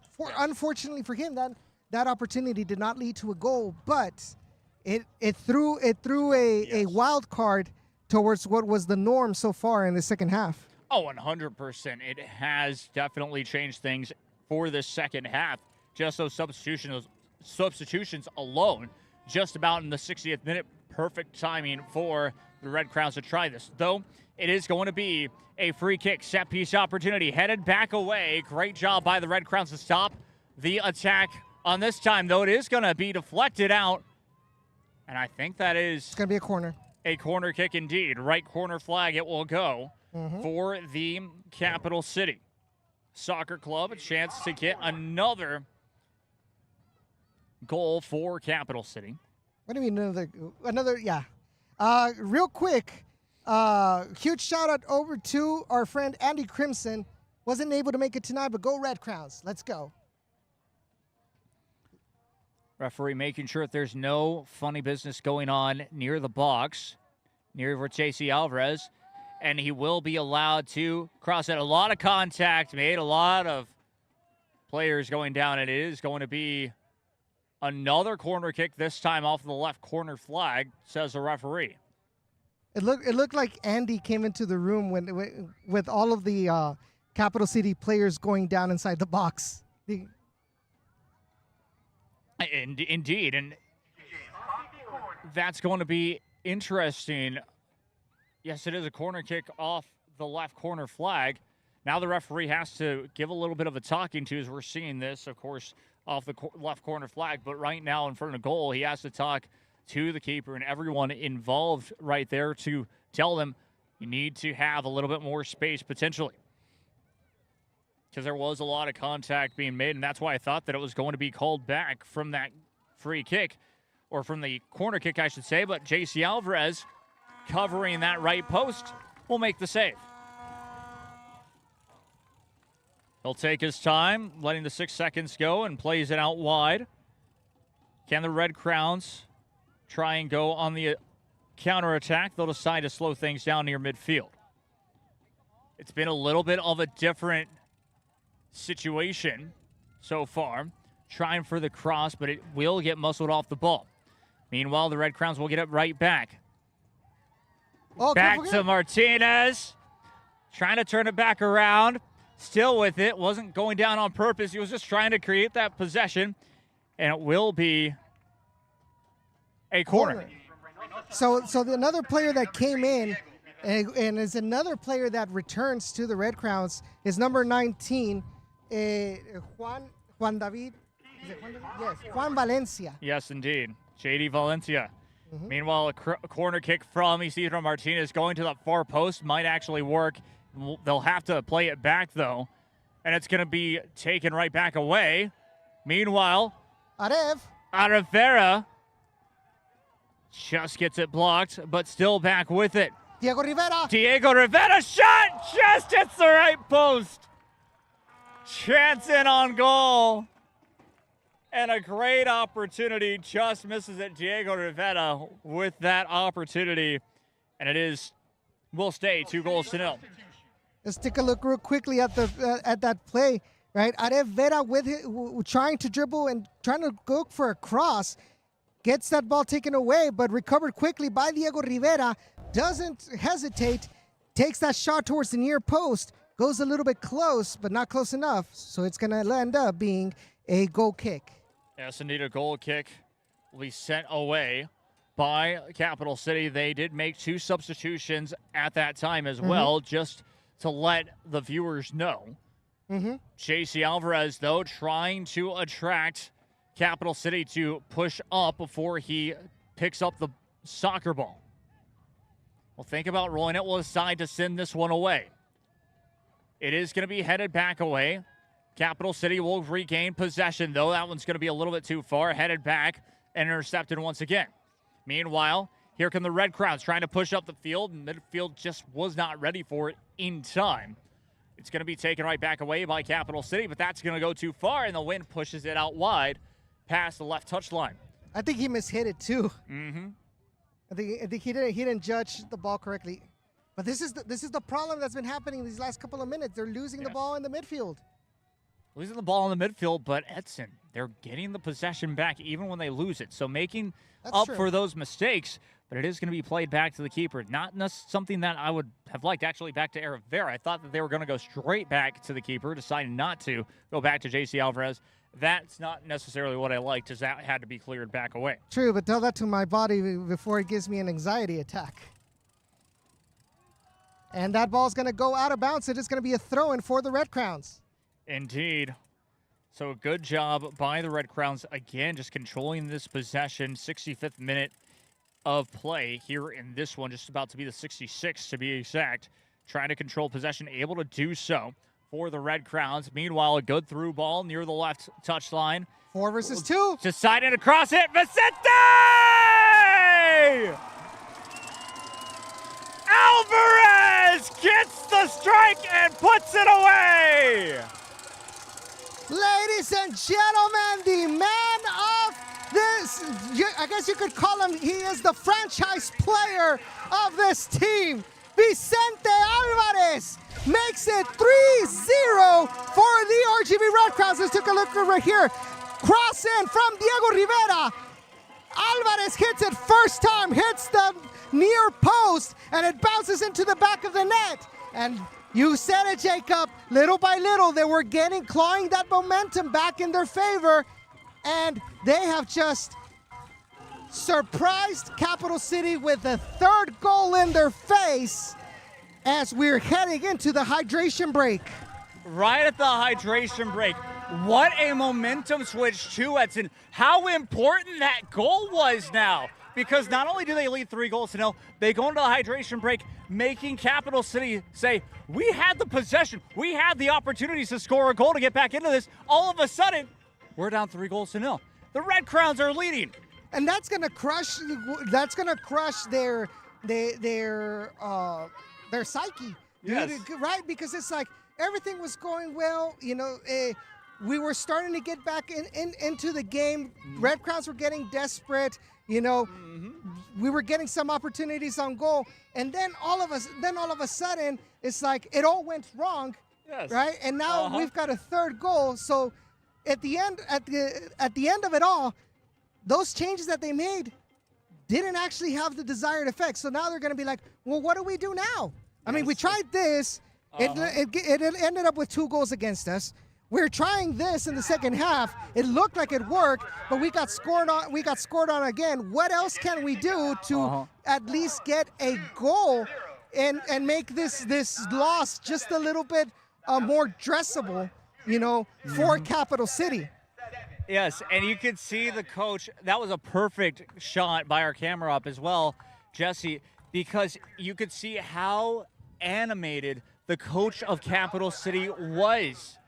He was very animated, saying just probably exactly what we were. And so we have the momentum on our side, or had the momentum at least. They want to continue that, but down 3-0, and we're back underway. But you know what? I want to say that was Dylan Hernandez who recovered that ball, had to endure like 2-3 Capital City players on his back, still maintain possession, gets that through ball over to Diego Rivera, right? Yes. And then that cross, that first time touch by Vicente Alvarez, and that beautiful goal that makes this 3-0. So let me double check. It is number 14, Ramon Zuniga. So Ramon Zuniga was the one that recovered. Yes. So overall, good play there from, 2 out of the 3 players involved in that play, substitutes. Absolutely amazing. And we go back to it, Edson. We go back to how important it was to make this team so deep. And it has really helped this team be successful even on the road. We talked about it during the pregame show. We cannot go away with it. And even then, penalty. Referee's going to call the penalty. There was enough contact in there, and sure enough, this is going to be big.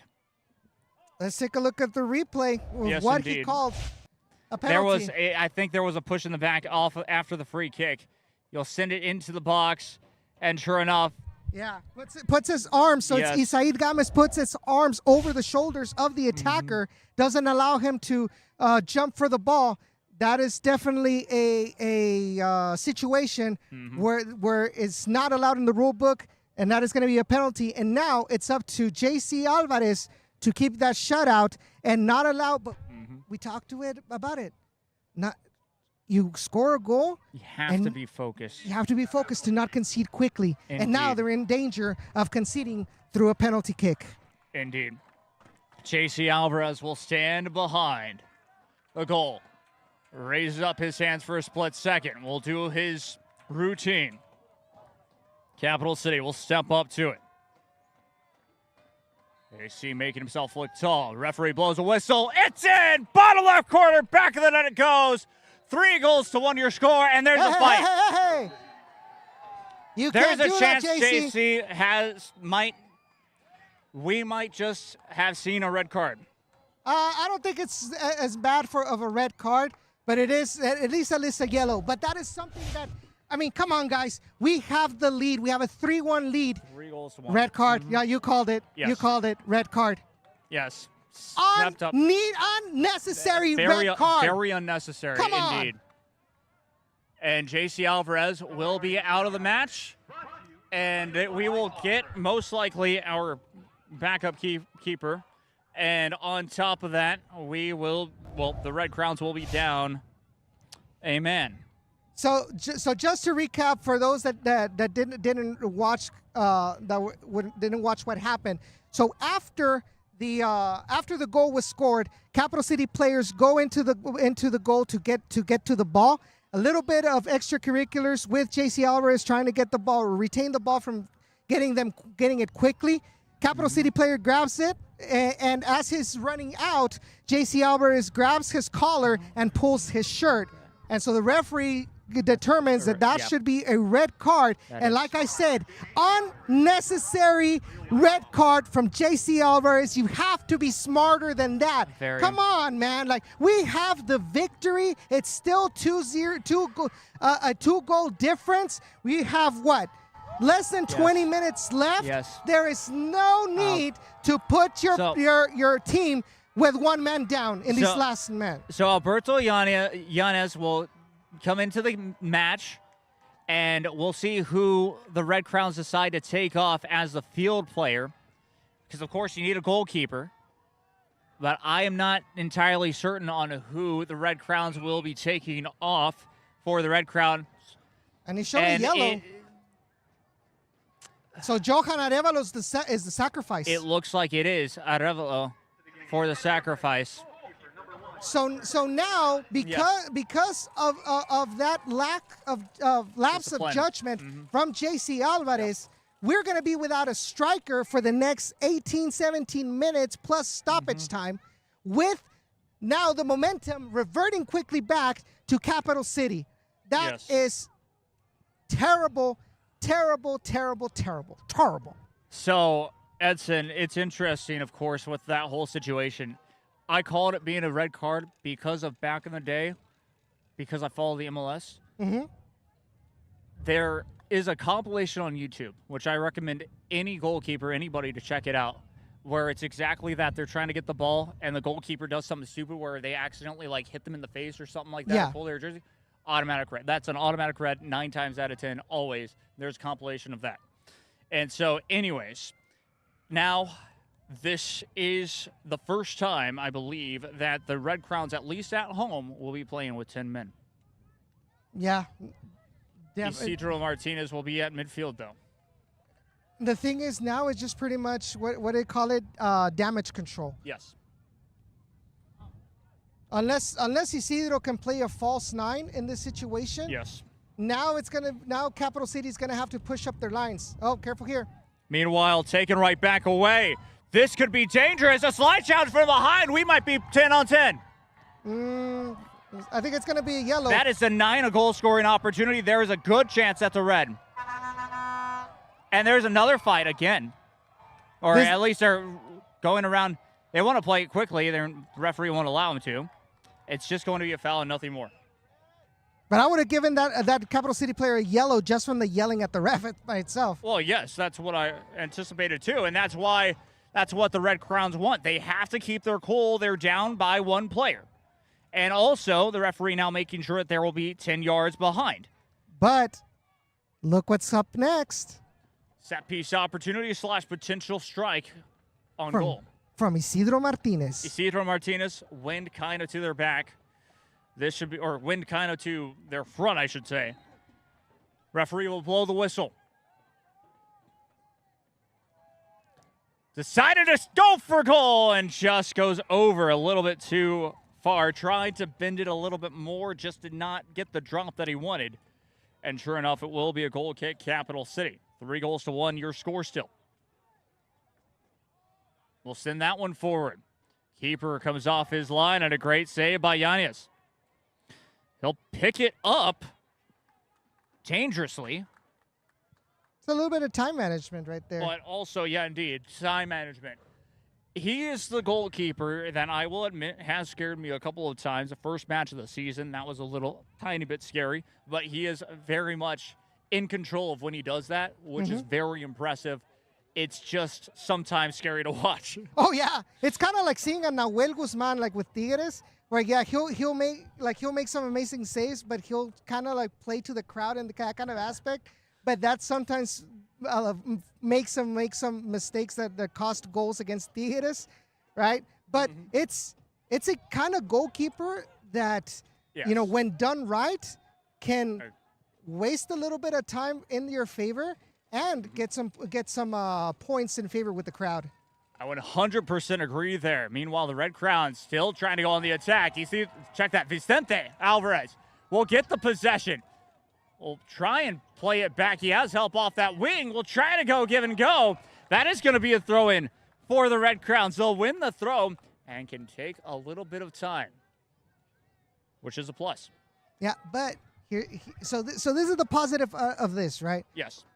The fact of the matter is that's going to force Capital City to be like, oh, I can't go as freely as I want to upfield because I'm feeling vulnerable with those through balls, from the Red Crowns, despite having the man disadvantage. Indeed, and that's just going to be sent away with an opportunity for the Red Crowns to try and step forward. Vicente Alvarez really doing a great job. He'll steal it away.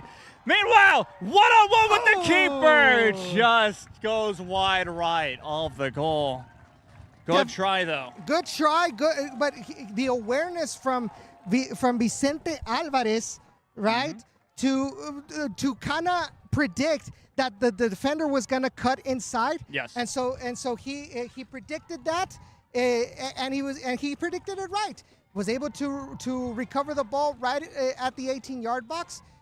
Gets past the other center back. Unfortunately, the balance wasn't 100% there to be able to get a good contact with that ball to put it into the back of the net. Indeed. That's going to be a pull of the jersey. Referee will stop play instantly, and we'll have a free kick coming up. Let's see if we can see it real quick right now. Exactly. Well, it's just the shot missed, but yeah, it's true. Like you mentioned, Edson, you explained it perfectly. That build-up for the Red Crowns was exactly what needed to happen, especially for Vicente Alvarez to really take advantage of it. Meanwhile, that's going to be sent into the box. Good save, though, that time by the keeper for Cole. We'll go back away. Meanwhile, for Capital City, down by 2 goals at the moment, 3-1 your score. PK scored is the last thing that happened for Capital City.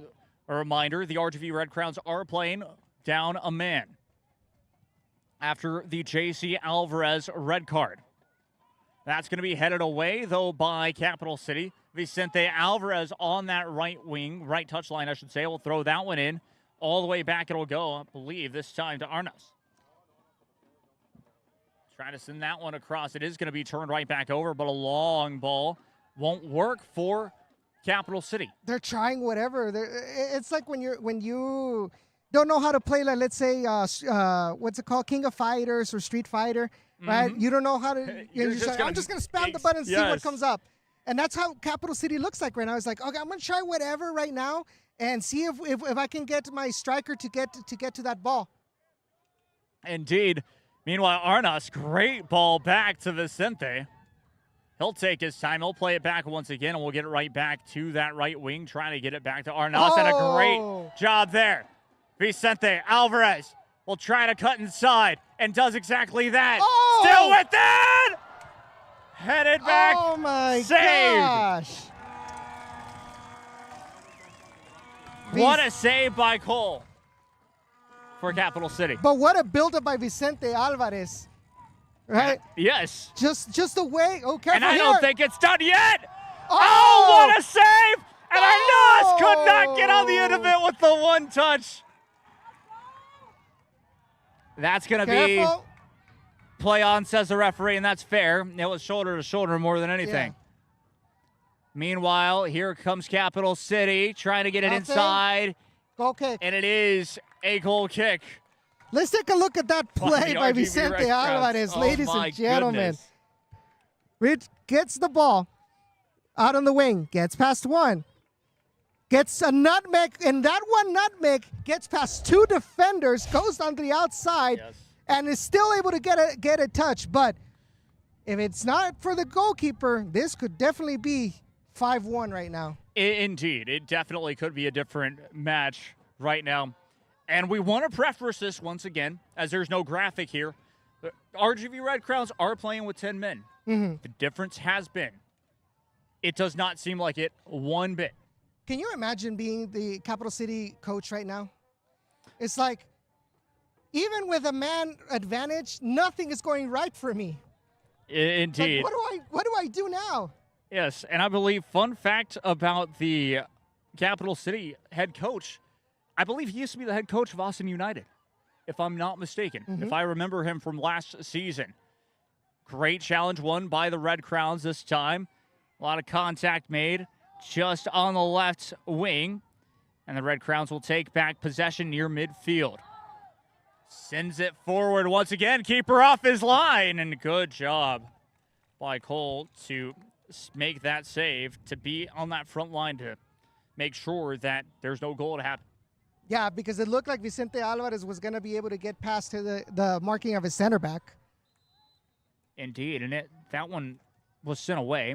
82nd, about 83rd minute actually now in this one, in the second half, and looks like more substitutions on the marking for Capital City.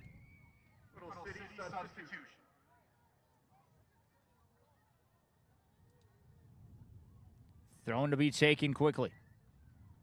Capital City will win the possession back.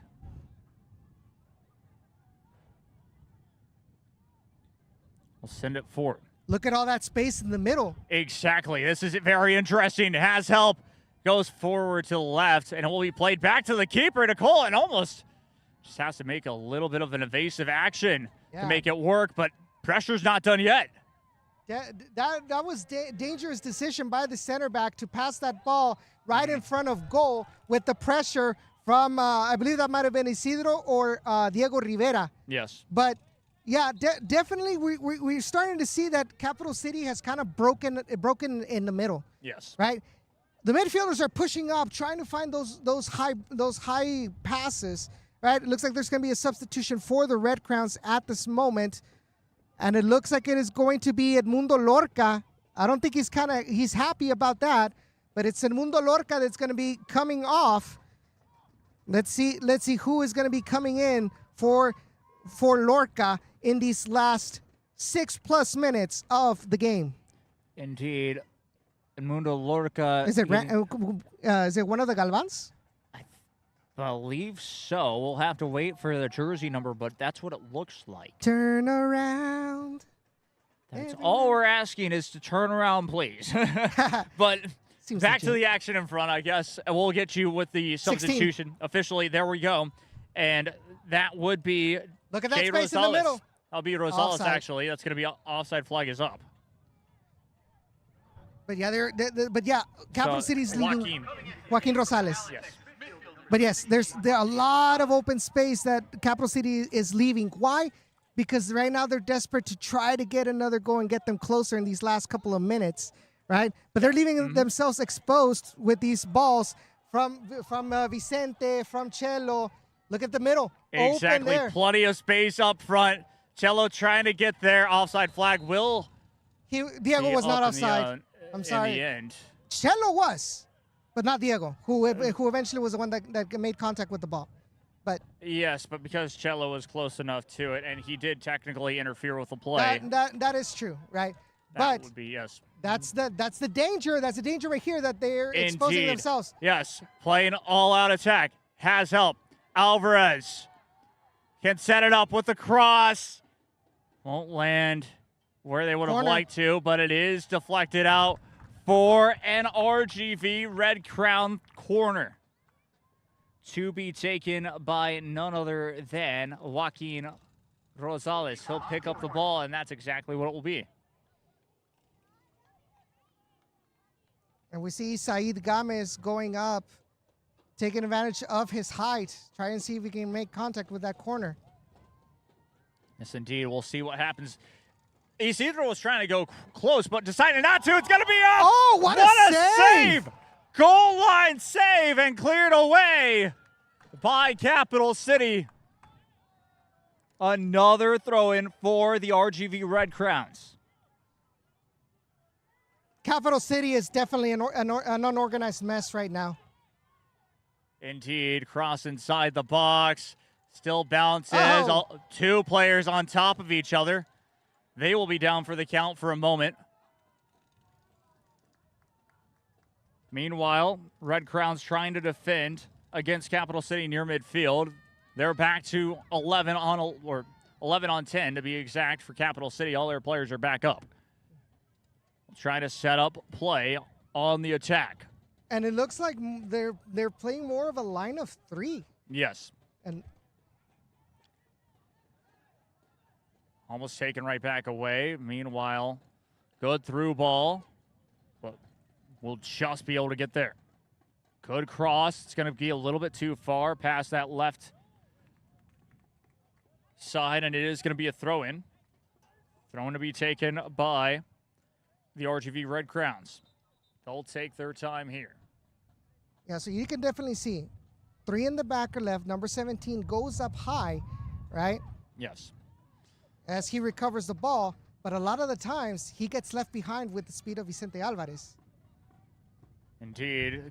Beautiful cross inside the box, cleared away by the Red Crowns, and this is dangerous territory now. Oof. All of a sudden, Capital City have the possession. They have an opportunity. Throws it in. Back to the momentum, of course. Well, as we mentioned, they have the player advantage with 11 players to 10 after the J.C. Alvarez red card. But that cross will miss the mark, as it is going to be another goal kick for the RGV Red Crowns. And you can see Alberto Yanez will take his time as much as possible. He has about 6 seconds, but if the referee, yes, indeed, there it is. I was about to say he might decide to try and hurry Alberto up. Yeah. And even at this point, if he were to get a yellow for time wasting, he's already wasted a couple of seconds. Exactly. And you know that the tendency of these referees isn't really to compensate completely for time wasted. Yes. Meanwhile, through ball going forward. Kind of a little flick kick to be exact. And meanwhile, the RGV Red Crowns will get it back. Just a little bit too forward that time on it. Arnas, great job there with the assist, trying to combat that, trying to create space, and does exactly that. And that's going to be a foul. And that is going to be a free kick. And that's what Diego Rivera wanted. He was just baiting the defense. All right, make contact with me. I'm gonna fall down, embellish it a little bit, waste my time being on the field. Capital City is getting a taste of their own medicine. Indeed. Great job there. Fantastic. As Diego Rivera, gets back up to his feet. He'll walk off. So Just taking his time, catching his breath, indeed, after a dangerous play. And here comes Vicente Alvarez. He'll take the free kick. Could be a set-piece opportunity. He could potentially go for a goal as well. Raises up his right hand. Will send it forward. Good ball, right back to Cole. He'll make the save for Capital City. We'll send that one forward. A long ball forward. RGV Red Crowns trying to clear it away. Out of danger. Will try not to make it a corner. Yes, indeed. Just sends that one away. Throw in for Capital City. They're down by 2 goals. We are officially in the 90th minute. Stoppage time. I expect around 5 minutes of stoppage time to be exact. We'll see what happens. But that was a lot of time that Capital City could not take advantage of that one man. Indeed. Trying to send it forward. The problem is, even the last minute has 60 seconds. Indeed, and that's going to be a free kick for Capital City. Just the aftermath kind of got his ankle a bit and tripped him up. Sure enough, that is going to be a free kick. Vicente Alvarez will stand close just to make sure until the referee says to go 10 yards back. And there we go. He'll walk both, I believe, Arnas and Vicente back 10 yards. There's going to be a push in the back as one of the Red Crowns players goes down. I think it was Joaquin Rosales that fell down. I believe you're correct on that. Referee will blow the whistle. We'll take the free kick. Set piece opportunity. That's going to curve nicely into the hands of Alberto Llanes. Alberto Llanes was like, make those shots any time of the day. That's exactly what I want. Indeed, Arnas will send this one forward. And will take his time. Meanwhile, 1 minute and 30 seconds into stoppage time already. Referee, as you can hear, say nope on that contact. And Llanes will take his time and I'll dive onto it.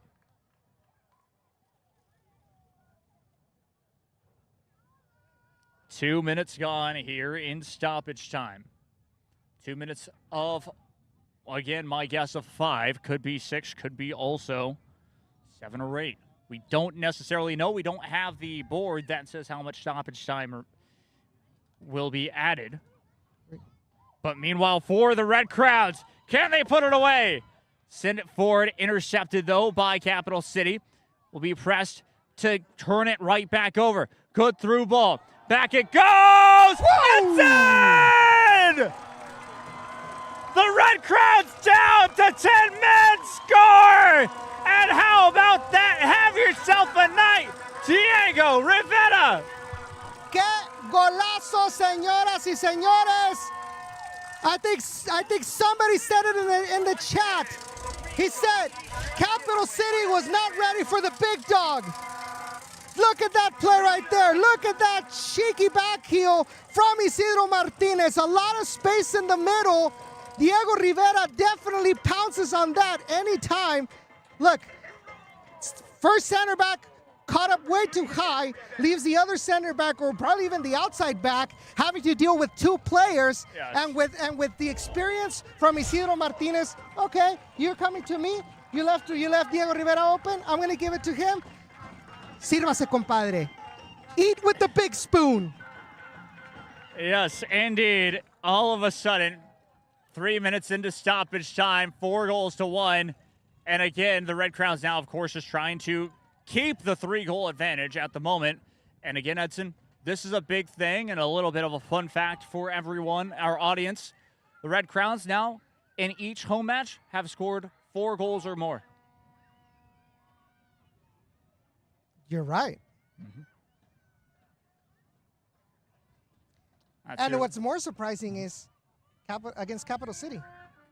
Yes, of all teams, just the way that they came out here tonight has been key.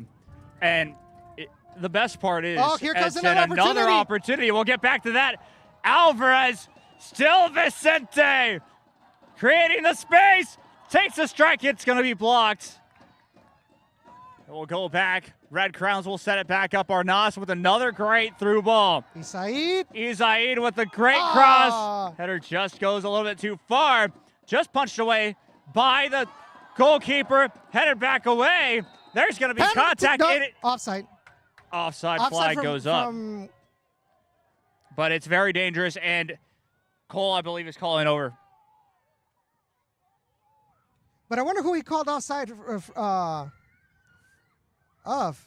Exactly. I believe Isidro's trying to get that mentioned as well. When Okay. I wonder it's when he got the header that kind of had that weird elliptical or parabola. That's what I meant. I think when he made contact before, he was in an offside position.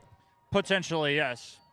5 minutes gone in stoppage time. We've, of course, had a goal in between that, so potentially going on. Well, we are going on to the 96th minute is what it seems like. Meanwhile, though, the Red Crowns just trying to finish this one. Will Capital City get a goal before the end? This one, or can the Red Crowns start 3 goals? It is going to be a foul in favor of the Red Crowns. Exactly. I thought it was going to be back for a free kick for none other than Capital City Soccer Club. Referee will allow for this free kick to happen, sending everyone back.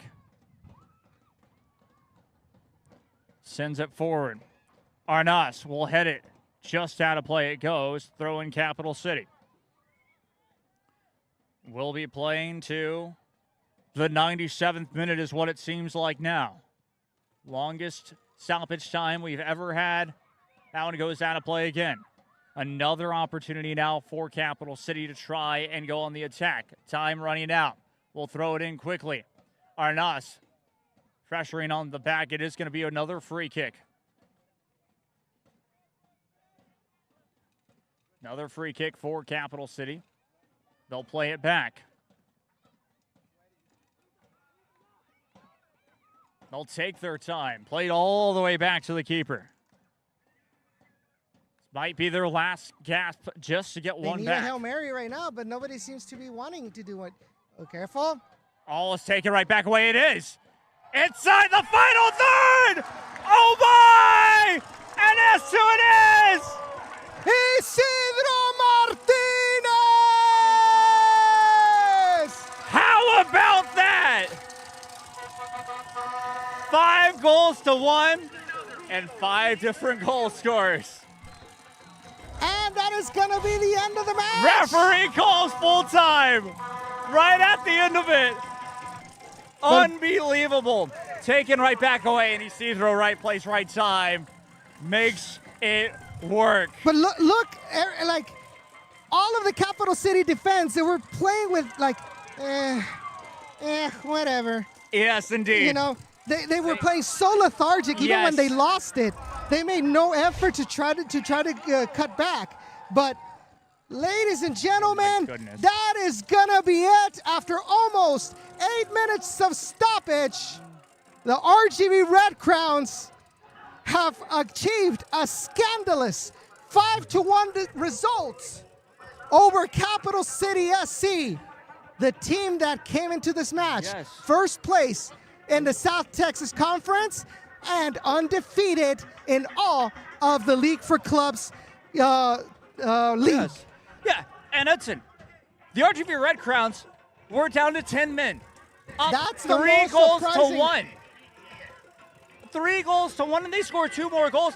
That looked like it was Capital City down 10 men. Yes, I don't think you could have explained it more perfectly. Yes, it definitely looked like just the way how disorganized they were trying to get a goal back and everything. Like they and I said it in the beginning of the game. Yeah. I said, how is Capital City going to react with a negative score line, especially so early in the match?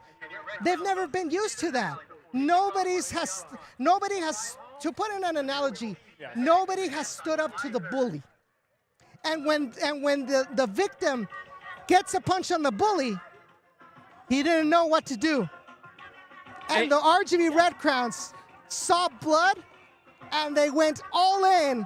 Yes. And made an example out of Capital City SC that they are not as invincible as we all thought they were. Exactly. And Edson, as the League for Clubs website says right now, Capital City with 21 points. This is, of course, them not having the updated score yet. But technically, with this victory tonight, the RGV Red Crowns are in first place as it stands with 22 points. No way. Over 21.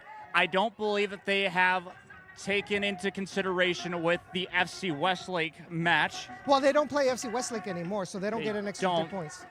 Sorry, Austin United is who they play at the end of the season, so they'll have their match. But that's if they win it. And we still have to do our have to do our homework here at home next week against BTX. BTX. So technically, the RGV Red Crowns for a week will be in first place alone with 22 points in conference. The shock heard all around the league for clubs, ladies and gentlemen. But what an amazing match, Jacob. Even there were highs. There were lows. Yes. You got a typical Edson rant in between all of this. Yes, to all of us who have been huge, like longtime listeners of Down in the Valley, you know exactly what I mean by that. Right? We got a little bit of everything tonight, but most importantly, Jacob, we got a positive result tonight at the Nest. We continue to protect the Nest, but we got one more game, and one more match. Arguably the most important home game of them all. Oh, 100%. One more match for the Red Crowns during the season. Going to be absolutely phenomenal. But yeah, I guess we'll send it away. Sure.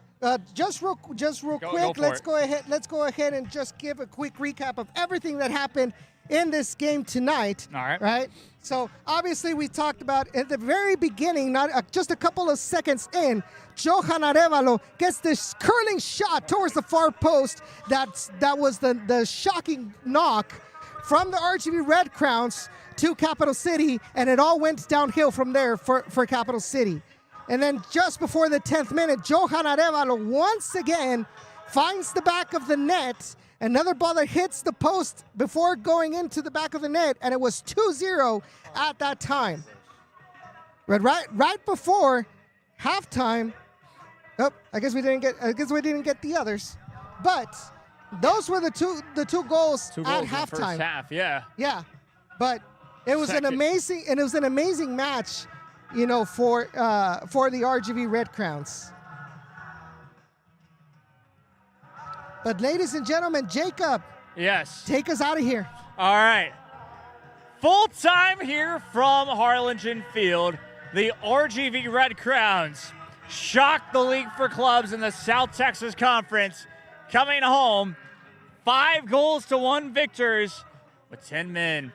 And this is going to be an epic final match at home during the regular season next week. But until then, I've been Jacob Young along with Edson Ochoa. We will see you all very soon. And, well, until then, take care. Have a good night.